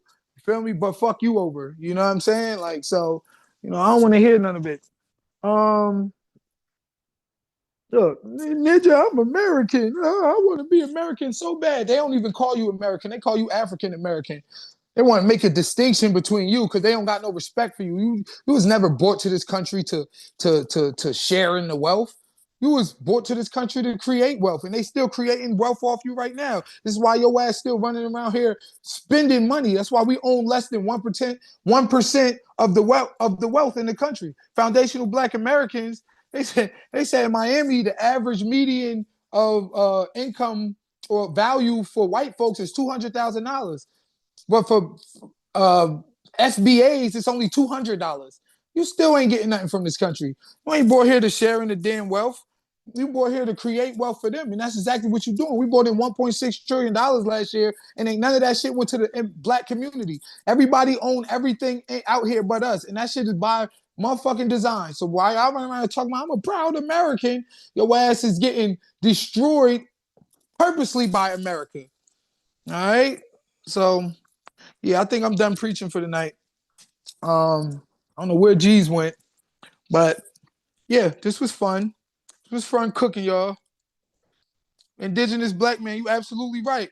We still are, we still are second-class citizens till this day. They ain't never made no place for you here in America. And every time you have an ideal, every time you have a program, a policy, a group that tries to raise the fortunes of Black people as a whole, that group is that ideal, that group is vilified, ostracized, and destroyed.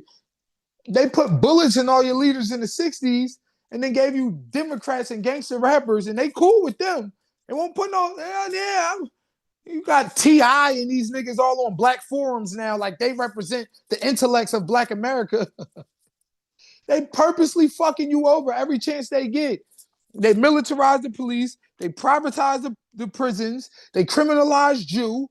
Okay. They globalized, took all the factories out the Black community, sent them to Bangladesh and in Mexico City. Okay. I think it was 1973, 85% of Black men were employed in factories. By 1985, only 13%, because they globalized, took all the factories out of your communities. Okay. And then at the same time of globalization, when they took all of the factories out your communities, they criminalized you, militarized the police, and privatized the prisons, flooded your communities with drugs, redlined you, okay, kept you from accessing any type of wealth. Imagine that. Housing Act in 1934 under FDR, they gave hundreds of millions of home loans to white folks only, kept you out of that wealth grab, okay? And then after, in 1968, I believe, when the act was amended into the Fair Housing Act, then they redlined your dumbass. Then they redlined you, okay? So they're going to keep you from getting the loans through the Housing Act. Then they're going to redline your ass after that. Now we in this fucked up ass position, stick us in the hood, flood our communities with welfare and drugs and all of this shit. They hit you with crack A's and gangster rap. They hit you with the 94 crime bill. Now you got all these young niggas out here talking about Percocet, Molly Percocet, Percocet, Molly Percocet. So you got crack babies that was raised on gangster rap, now talking about Percocet, Molly Percocet, all by the design of the American government. And they not worried about stopping them messages, but they want to stop the messages of Malcolm X. They want to stop the messages of Farrakhan. They want to stop the messages of Dr. Khalid Abdul Muhammad. They want to stop the messages of even prominent FBAs like Tariq Nasheed and Claude Anderson. These niggas ain't getting platforms. You don't see them on Channel 2. You don't see them on Channel 5. You don't see them on CNN. You don't see them giving their exegesis of the Black problem. They're keeping you out of the conversation. All of our intellects out of the conversation. Okay? And then now, after they keep us out of the conversation, after they destabilized you, after they murdered your leaders off, after they flooded your communities, after they locked your ass up, Now you want to sit here and talk about some, I'm a proud American. Stars and stripes. Oh, yeah. I'm such a good American. They're laughing at you. Yeah, you be American all you want, nigga. We ain't giving you no reparations. We ain't building your communities up. Your communities for sale. We gentrifying and kicking your ass out. While we slowly murder you off in the food. We slowly murder you off in the music. We slowly murder you off with the police. We slowly murder you off in abortion facilities. They murdering us slowly, and y'all niggas running around. I'm a good, proud American. Yeah, man. Stars and stripes. Jose, can you see? Sounding like fools. Okay? Until they take a vested interest in reparations and repairing the damage they've done, man, I don't want to hear none of that proud American talk.